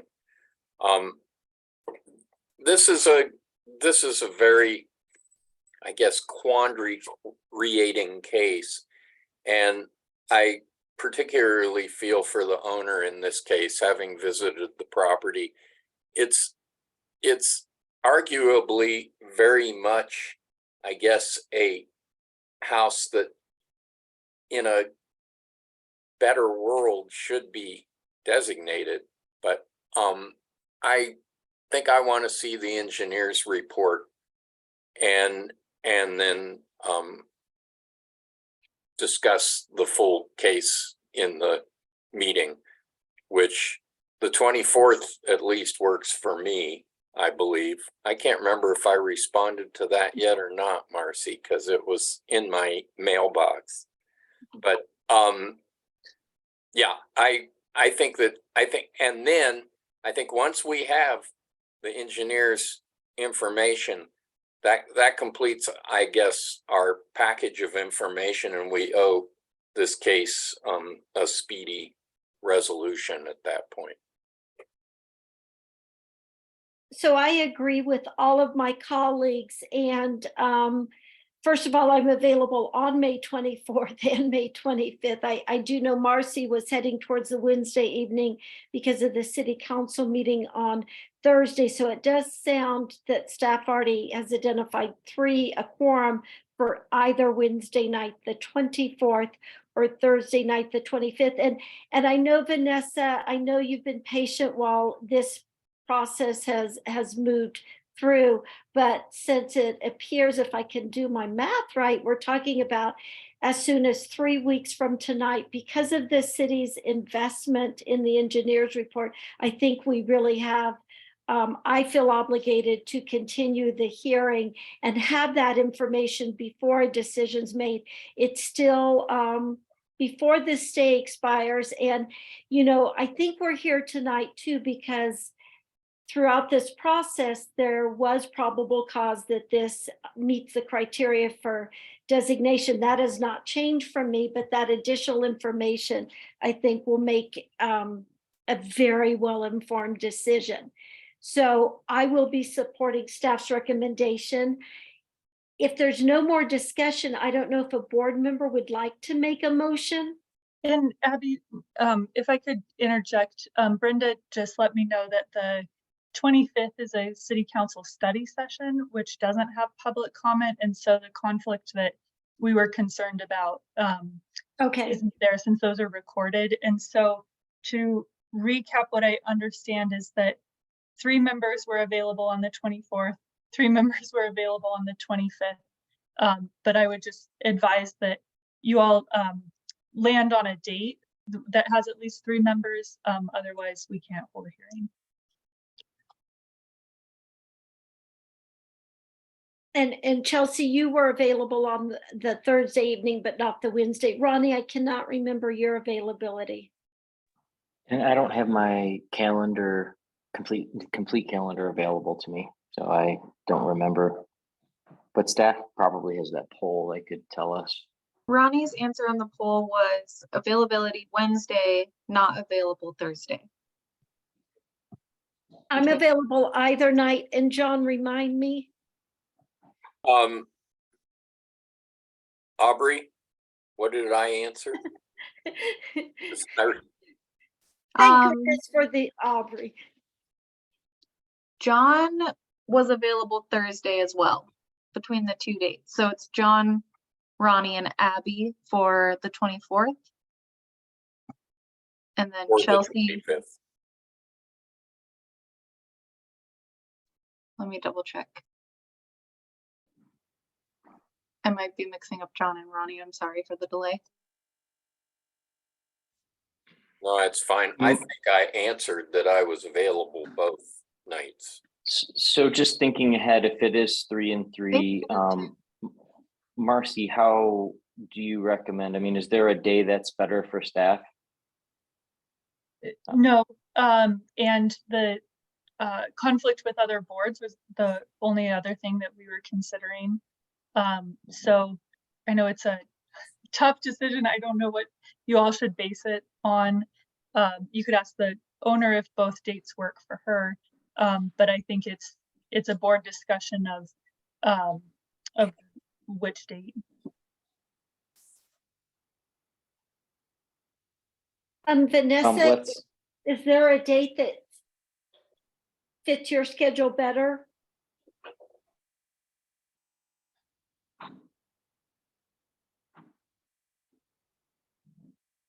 Vanessa, you're muted. Okay. Can you hear me? Yes, sorry, yes. I can do either date. There's not one that's better than the other. Can you hear me? yeah, we can hear you. That's, Okay. thank you. Thank you. Okay, I recommend that we do the 25th. Chelsea's available. I think she went to the site and had firsthand experience with it. There's a chance that I can make the 25th, and Chelsea knows she cannot make the 24th. So I would suggest that we push for the 25th and see if we can all attend. Sorry, I'm looking at the doodle poll now, and it looks like Chelsea is unavailable on the 25th. I But think I might have accidentally not clicked that for the 25th. So I think I can do the 25th. And I Just can not the do the 25th. And John can do the 25th. And Ronnie, there's a possibility you might. Yep. Okay. And this is for the 6 p.m. Yeah, time that's frame? for 'em. Marcy, can you pull up the motion? Great. I would like to move that the Landmarks Board continue the hearing to consider initiating the landmark designation process or approve the demolition application to May 25th, 2023. Do we have a second? I'll second. Thank you, Chelsea.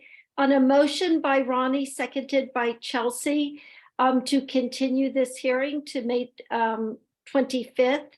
We'll do a roll call vote. Chelsea? Aye. John? Aye. Ronnie? Aye. And I vote aye, so the motion passes unanimously.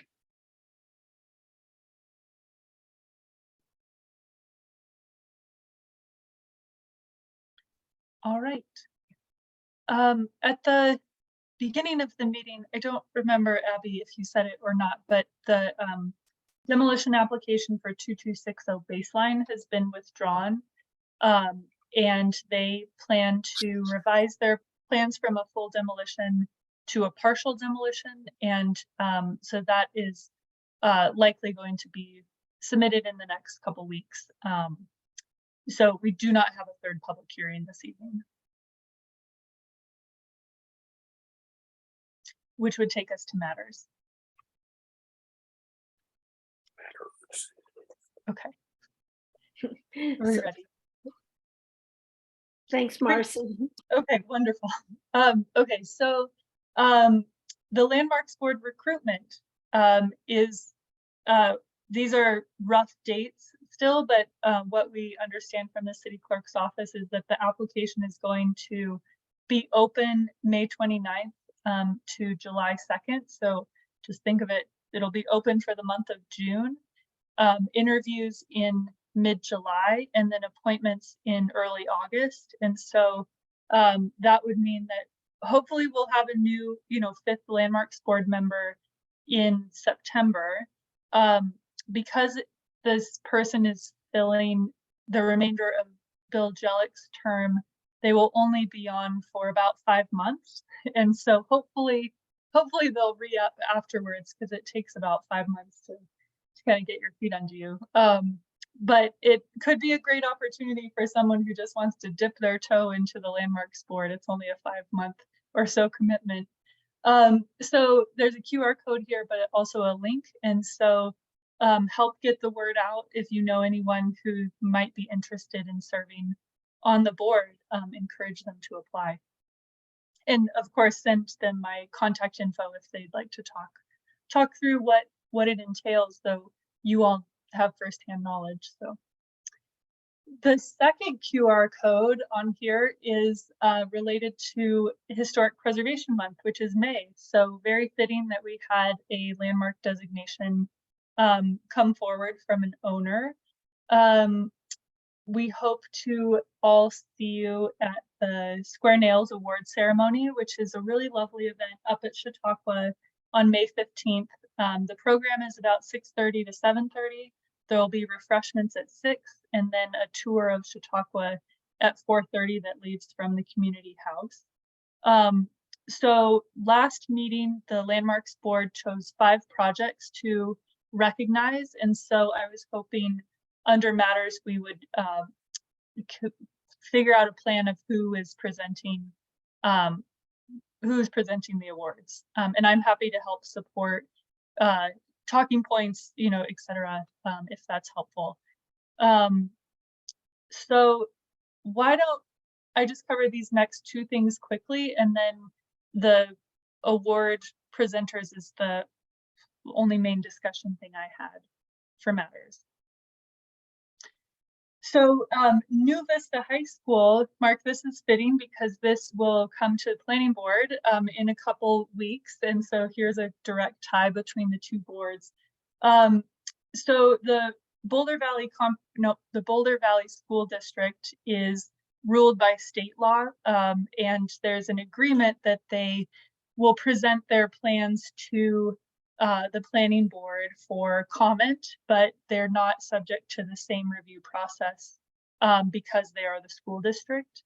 And so there have been cases in the past, like the University Hill School, Whittier School, and the Mapleton School. Those are all individually landmarked. And so the board has reviewed changes to those buildings through the landmark alteration certificate process.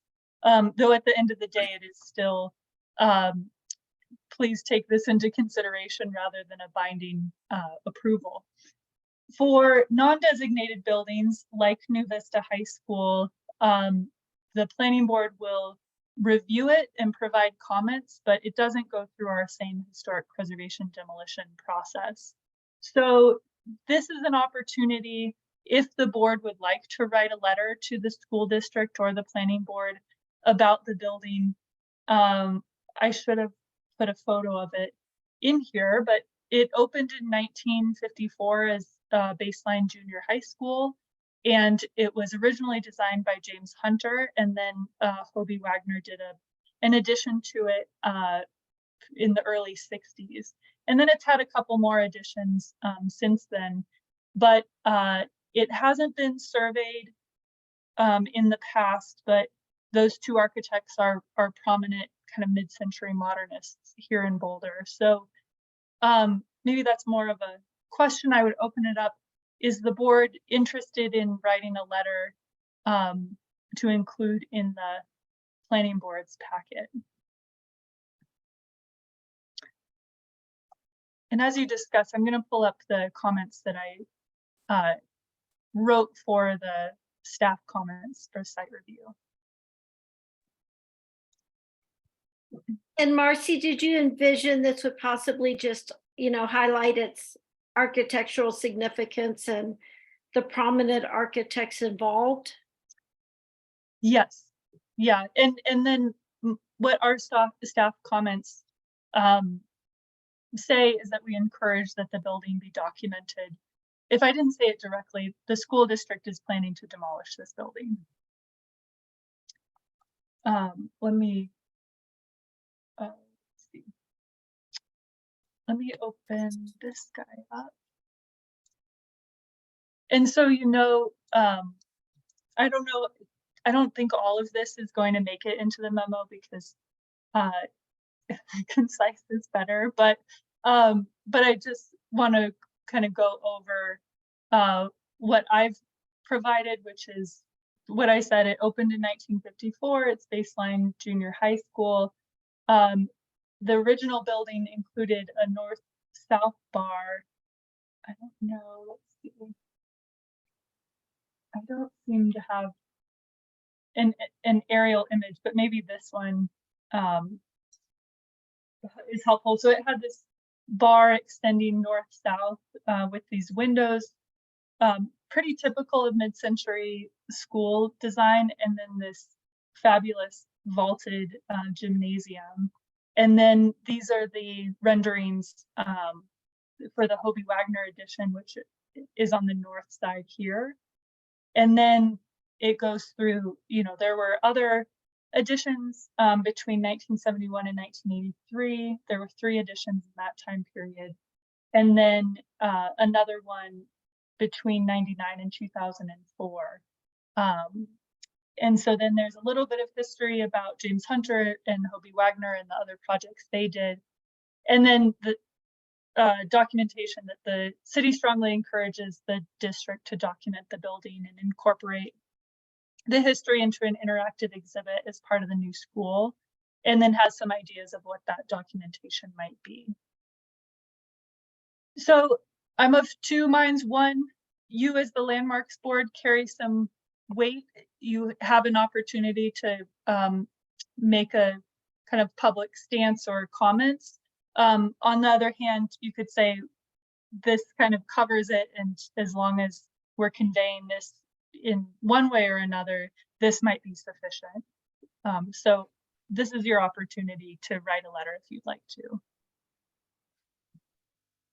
Well, maybe I can jump in, Abby. I mean, I feel like this does kind of cover it. This absolutely covers it. But I think that writing a letter of support would only kind of bolster the message, and it's worth doing. I just think we're all probably kind of quiet because maybe nobody feels like informed enough or prepared enough to say that we're willing to write the letter. Well, like and as an individual. I think you nailed it, Ronnie. Exactly. And we all know how hard it is to do a letter by committee or board in the past. And Marcy, you said this was on a pretty fast track timeline, correct? Yeah, so it's currently aiming towards the May 16th planning board meeting. And so today's May 3rd, which means the memo I maybe already went out yesterday unless it was delayed. So the letter would be submitted prior to the planning board's review on the 16th, but it is a very fast turnaround. And I will say, because this building hasn't been surveyed in the past, it was challenging to pull something together in a matter of a couple days, But it looks like what you've done is amazing. Thanks in large part to the Carnegie Library's excellent digital archives. Yeah, it's actually a beautiful document. Mm-hmm. Well, I'm happy to share it too, and if somebody wants to take a, take a first go at it, you can. Yeah, I apologize for such a tight turnaround. I do think it's, yeah, it's a quick turnaround. Yeah, maybe if you could share the document with each of us. Plus, I just look forward to learning what you discovered. Sure. I think that's the appropriate approach, is to disseminate it to the board if we decide to get individually proactive, or if a couple of us partnered to do something. I think that would be the best outcome. Great. And Mark, I see your hand. Yeah, I just wanted to comment that having some recent experience with letter writing as a board, it has taken, the planning board opted to weigh in on the airport community collaboration group, working group, whatever, I forget their moniker, but anyway, the airport group and the breadth of their deliberations and their goals. And so under the Colorado Open Meetings Act, it has to be only 2 members, and then any editing, approval, et cetera, all has to be done at a meeting. And so given the time frame, I sympathize with this fast track and wanting to weigh in. One, it doesn't seem particularly practical, and 2, given, we've also had, the planning board has had, you know, recent, over the last year, some desire and frustrations at weighing in on university matters and other things where, gee, we'd like to have something to say, but we really don't have any authority to do so.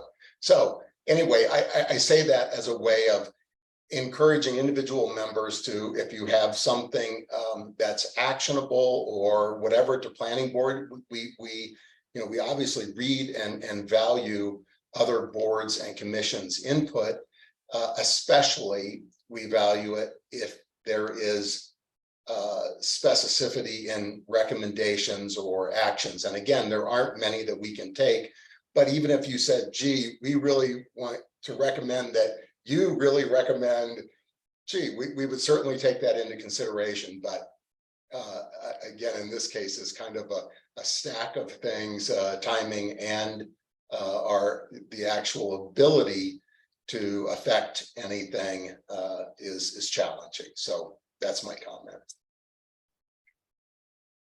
Thank you. That was incredibly illuminating and valuable. So thank you. I learned some stuff I didn't know about that. With the board, you know, submitting a letter, which is not an easy task, you know, noble that it might be.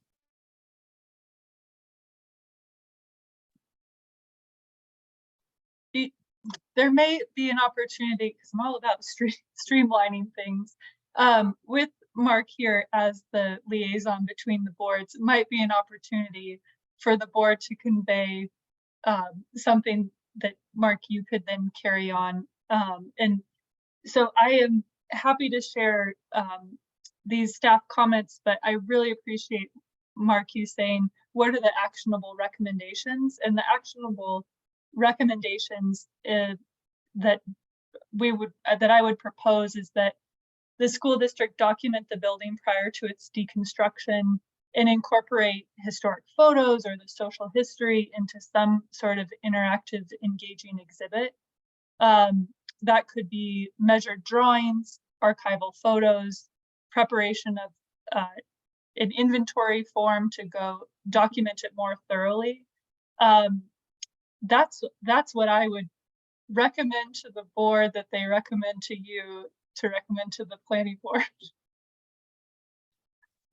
I think to take that a step further, Marcy, I think it needs to be said, and this would be the approach I guess I would take in letter writing, is the significance of Hunter and Wagner architecturally to the town, at least to one period of the town's built history, and also the fact that a great deal of what these two did is being lost for any number of reasons.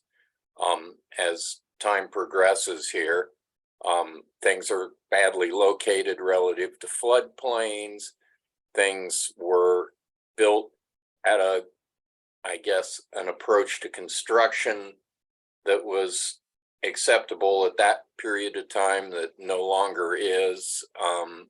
And other issues have been causing these buildings to be lost and not easily converted, or not easily having their use redirected. And so it's just the kind of encouragement for the district to fully document this building.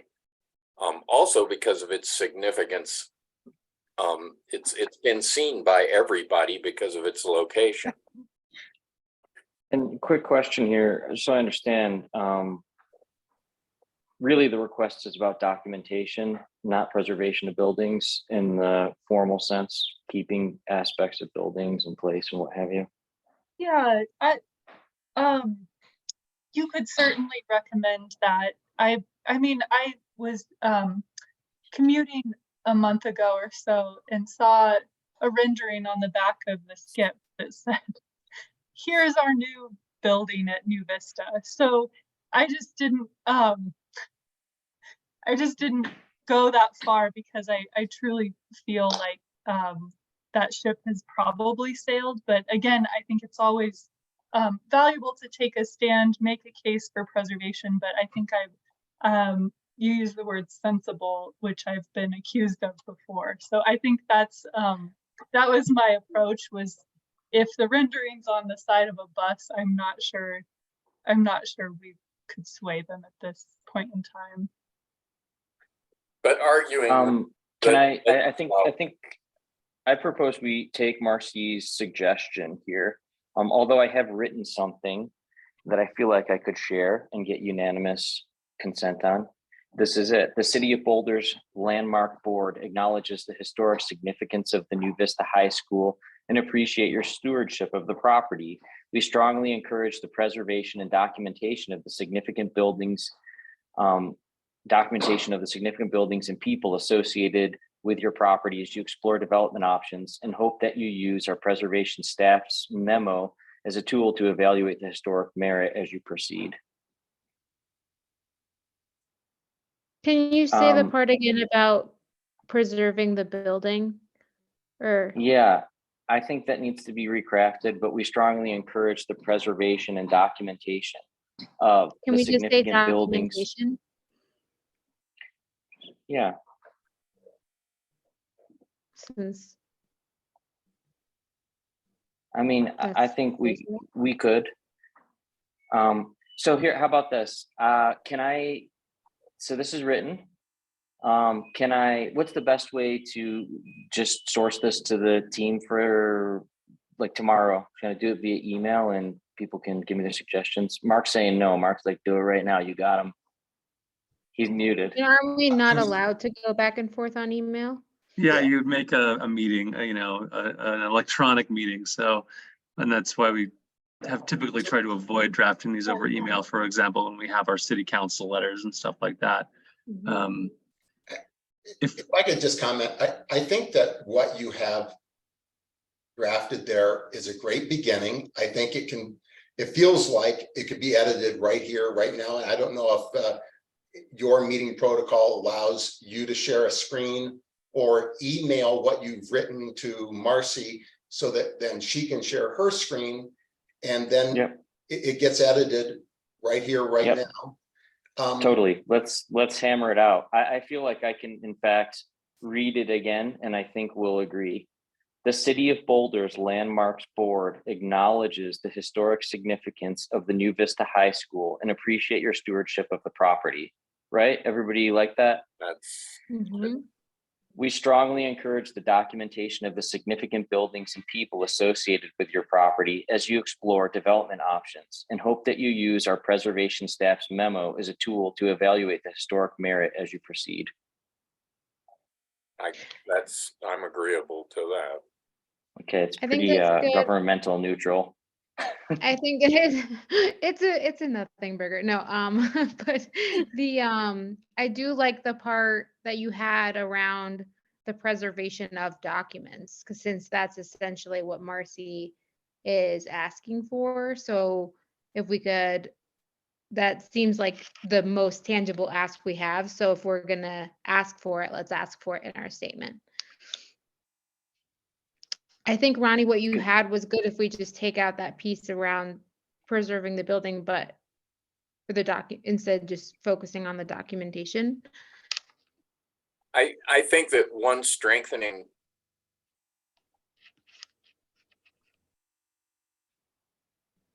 Oh. John, did we lose John? So John's frozen. So we strongly encourage, I don't think I can capture exactly what you're saying, Chelsea, without you telling me, but I wrote, we strongly encourage preservation through documentation of the significant buildings and people associated with your properties to explore, blah, blah, blah.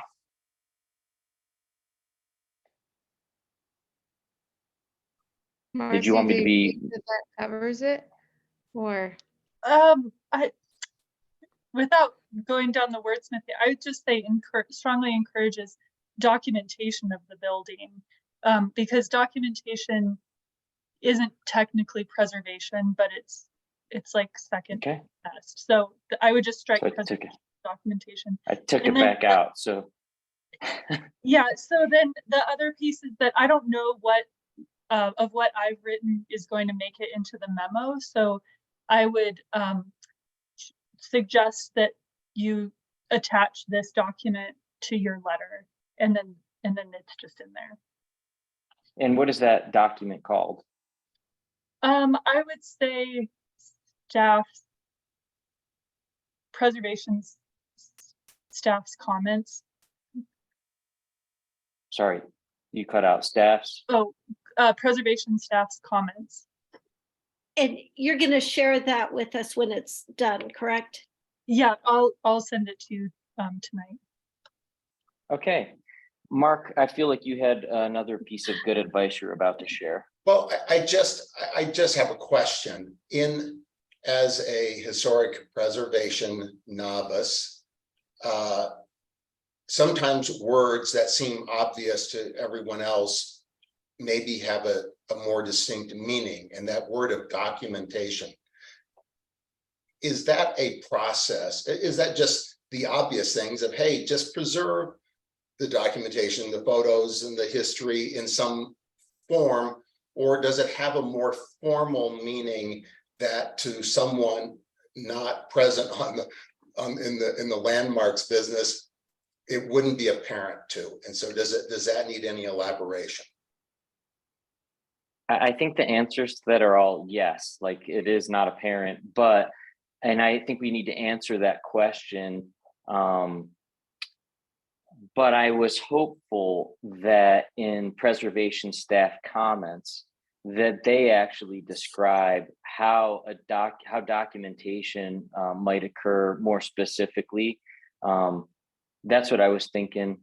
Marcy, maybe can, and I do feel like sharing with Mark the ways in which documentation can occur is valuable either now or at some future point. Well, especially during the planning board meeting, I would be happy as the liaison between the two boards to say, gee, during our last landmarks meeting, I became aware of the meaning of the word documentation and et cetera. And gee, wouldn't it be great if staff would give us a quick primer on how that's used or something. So anyway, I'd be happy to facilitate that during our May 16th meeting. Yeah, so there are standards for documentation. In our comments, we kept it more general. Like there are so many ways, kind of going back to the Folsom apartment building, where there's like the HABS level, which is the National Park Service. There are very specific requirements and different levels of documentation. I was keeping it more open as, maybe it's a fun interactive exhibit as part of the high school. Maybe it's documenting the social history in a report. Maybe it's as-built drawings of the building as it is today. I wasn't trying to be too prescriptive, but just encouraging that it be documented before it comes down. But at the minimum, usually it means photographing the building. Great. Yeah. So One thing, having written this, to just keep this advancing for a second here, what's the best thing to do with this now, Marcy? Scott, we're a little out of practice, for better or for worse, with board letters. So Lucas, is it acceptable for Ronnie to email that to me and for me to format it, or does Abby as the chair just send it? My plan with the case manager was to include a letter in the packet. I don't know if it matters if it's emailed from a board member or from me. So you were thinking of including the letter, and it would say this is from the Landmarks Board, or this is drafted by Ronnie on behalf of the Landmarks Board, and then you would submit that with the packet? Correct. I think that's fine. Yeah, so I think you can just email it to me, Ronnie, as long as the whole board is good with what's written. Can show of hands, raise your hand so we can see if you're good with what is written. But would you be kind enough to Chelsea? read it once more? Yeah, I was just gonna ask, can you read it? Yeah. The City of Boulder's Landmarks Board acknowledges the historic significance of the New Vista High School and appreciate your stewardship of the property. We strongly encourage documentation of the significant buildings and people associated with your property as you explore development options, and hope that you use our preservation staff's comments as a tool to evaluate the historic merit as you proceed. So Marcy made a really good comment about not going down a wordsmithing rabbit hole. There's one word I would add when you first say historic significance. I would say historic and architectural significance. Okay. If my All colleagues agree. Got it. Anybody else? Chelsea, I felt like you were an outlier. Always. No, yeah, it's fine. Thanks. Okay, I just sent it to staff. So Great job, Ronnie, doing that on the fly, and because I do think our voice is important, but I do think time was becoming a real conundrum for this. Yes, thank you. That was very efficient. That was great. You probably saved hours over the next week or so. So that takes us, July rescheduling. The first Wednesday of the month falls on the 5th of July. And so we were going to poll the board members to say, do you want to keep the 5th of July meeting, or are you available for the following week, which I think is the 12th. July 12th would be great. Okay. For me. Agreed. yeah, it's Wonderful. fine. Great. In between those dates, I just learned Chautauqua does this big July 8th. It's on July 8th this year. Big celebration up on the green. So that doesn't have anything to do with our meeting, but attend. It sounds like a good event. So that now brings us to the Square Nails Award. I'm looking at my screen, but I'm not sharing it here. Last meeting, the Landmarks Board voted to recognize these 5 really exciting projects. And so now we need to decide who is going to present the awards on the 15th. Ronnie Peluzio is part of the team for the Chautauqua Pavilion reconstruction. So Ronnie, you probably shouldn't present that one. But other than that, Abby's indicated that she's willing to present some or all of the awards. I'm happy to help prepare talking points. And then generally, I think it's better to have maybe 1 or 2 people at most, rather than rotating through multiple people up at the podium. But Well, you that can do it however you'd like. And my I preference was would gonna not to be all of them. Yeah. Yeah, I was gonna say that last year we did exactly that, Marcy, and it worked pretty well. Yes.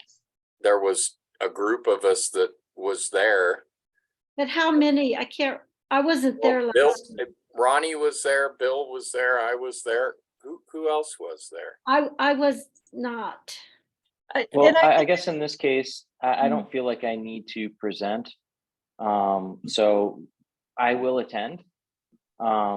Abby, I definitely think you should be one of the presenters, if not the only presenter, because you do such a great job, and you're very articulate and you're well spoken and clear. So I would say that I would love it if you either presented all or some of these. And if John and Chelsea are interested in presenting others, that would be great as by me too. I don't feel like I need to be a presenter. Yeah, I'm willing to do it. Which one or ones would you like? Oh, sorry, Chelsea. Oh, I was just gonna say, I need to confirm that I'm gonna be in Boulder during that time. So, You could let Marcy know then. yeah. Well, I would like to present our hardware. Yeah, nice. Well, and I'd like to do the pavilion just because of knowing Martha Campbell for so many years. I mean, whether we even mentioned that, Marcy, about. Yeah, Agatha, no, I think that you would know, be wonderful. You Yeah. know, and I hope she could maybe attend, but so the two that really speak to me are the pavilion at Chautauqua and the Rosetta Hall. Great. And John, I mean, it seems like we could either have John do all other three, or Chelsea could attend and do one or more of the ones that John doesn't present. Yeah, I'm fine with it either way if I have notes from Marcy. Yeah, happy to. I don't mind getting up there and giving some high fives as a board member. Yeah. I'll be in the audience. Well, and Ronnie, you kind of have a little bit of an acceptance. No, I don't think there's acceptance speeches, but you'll be up there for the pavilion. Yeah, it goes back and forth, but I think the recipients are welcome to say like a very short thank you. So Chelsea, what's your preference? Would you like to do one if you're available, or would you rather not? Yeah, I would. I just need to confirm with my husband, who's not here right now, because we were scheduled to be potentially in the mountains during that time. So I just don't know if I'm gonna be here. Okay. So I can let you know by tomorrow afternoon. Great. Yeah, and I don't think that changes our prep at all. I'll start writing talking points and then you guys can decide, Chelsea, if you want 1102 Pearl, which is the old Chicago location, or 3015 Kalmia, which is really it's a woman who restored this house. It's an individual landmark, kind of completely on her own. It was a labor of love. I think I would put that. This is a representative of a large scale of projects, and 3015 Kalmia is really, I mean, it took her 5 years and she really put so much care into it. And then the 1102 Pearl is a good example of new construction in a historic district, which is just a tricky design problem to solve. So, okay, just let me know, send me an email when you know, and I'll circulate the talking points before the 15th. I think that's it. If that's it, and I just want to give another shout out and heartfelt welcome to Mark and for what you've already contributed. It's going to be great having you on the board. And it looks like you may want to. Do you have something you'd like to share? Yes, under matters, I have just a question, and it's a bit of a curiosity for me after having served on many different boards and commissions over my time in Boulder. I have never been part of one where members of the public were sworn in every time as they gave testimony, and I actually kind of checked the Muni code and stuff. Anyway, I'm just curious if that has always been part of your adopted procedures. Why that is? I'm just very curious about that. With my planning board meeting last night, we had 0 planning items. It was all about motion making and procedures and that sort of thing. So I'm a procedural guy. So this was a procedural curiosity to me.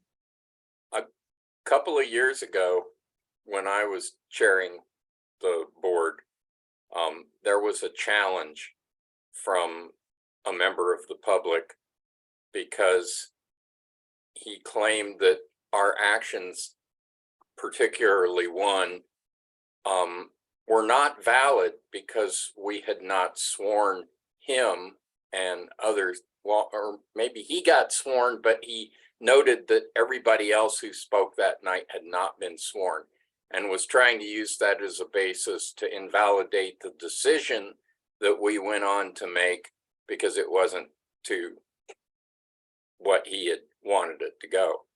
And so after that, we just decided to be very, I guess, meticulous about procedure and make sure that every prescribed procedure was applied every time.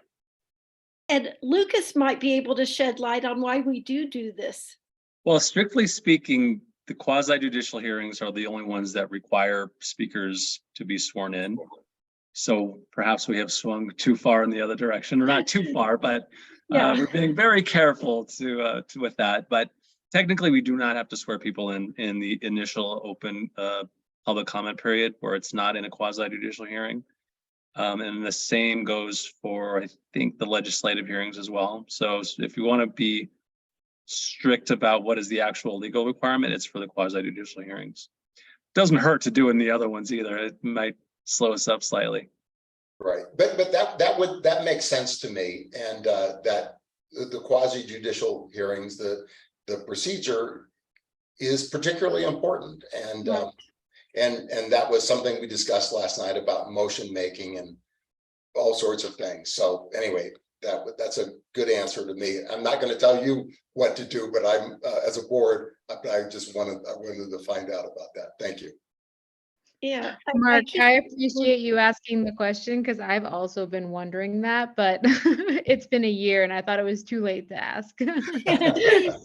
Chelsea, it's never too late to ask, but I remember having to be sworn in at city council meetings, when I would go testify, and I don't know if they still do that any longer, so it's different. And also before we end, I don't know if anybody has anything else, but Olivia did the most fabulous job on the brochure for Historic Preservation Month. So, we've had informative brochures in the past, but this one looks awesome. So well done, Olivia. Thank you so much.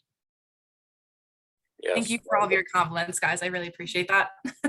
It's great. So does anybody have anything else? If not, the May meeting is adjourned at 8:54 p.m. Thank you. Thank you. Thank you.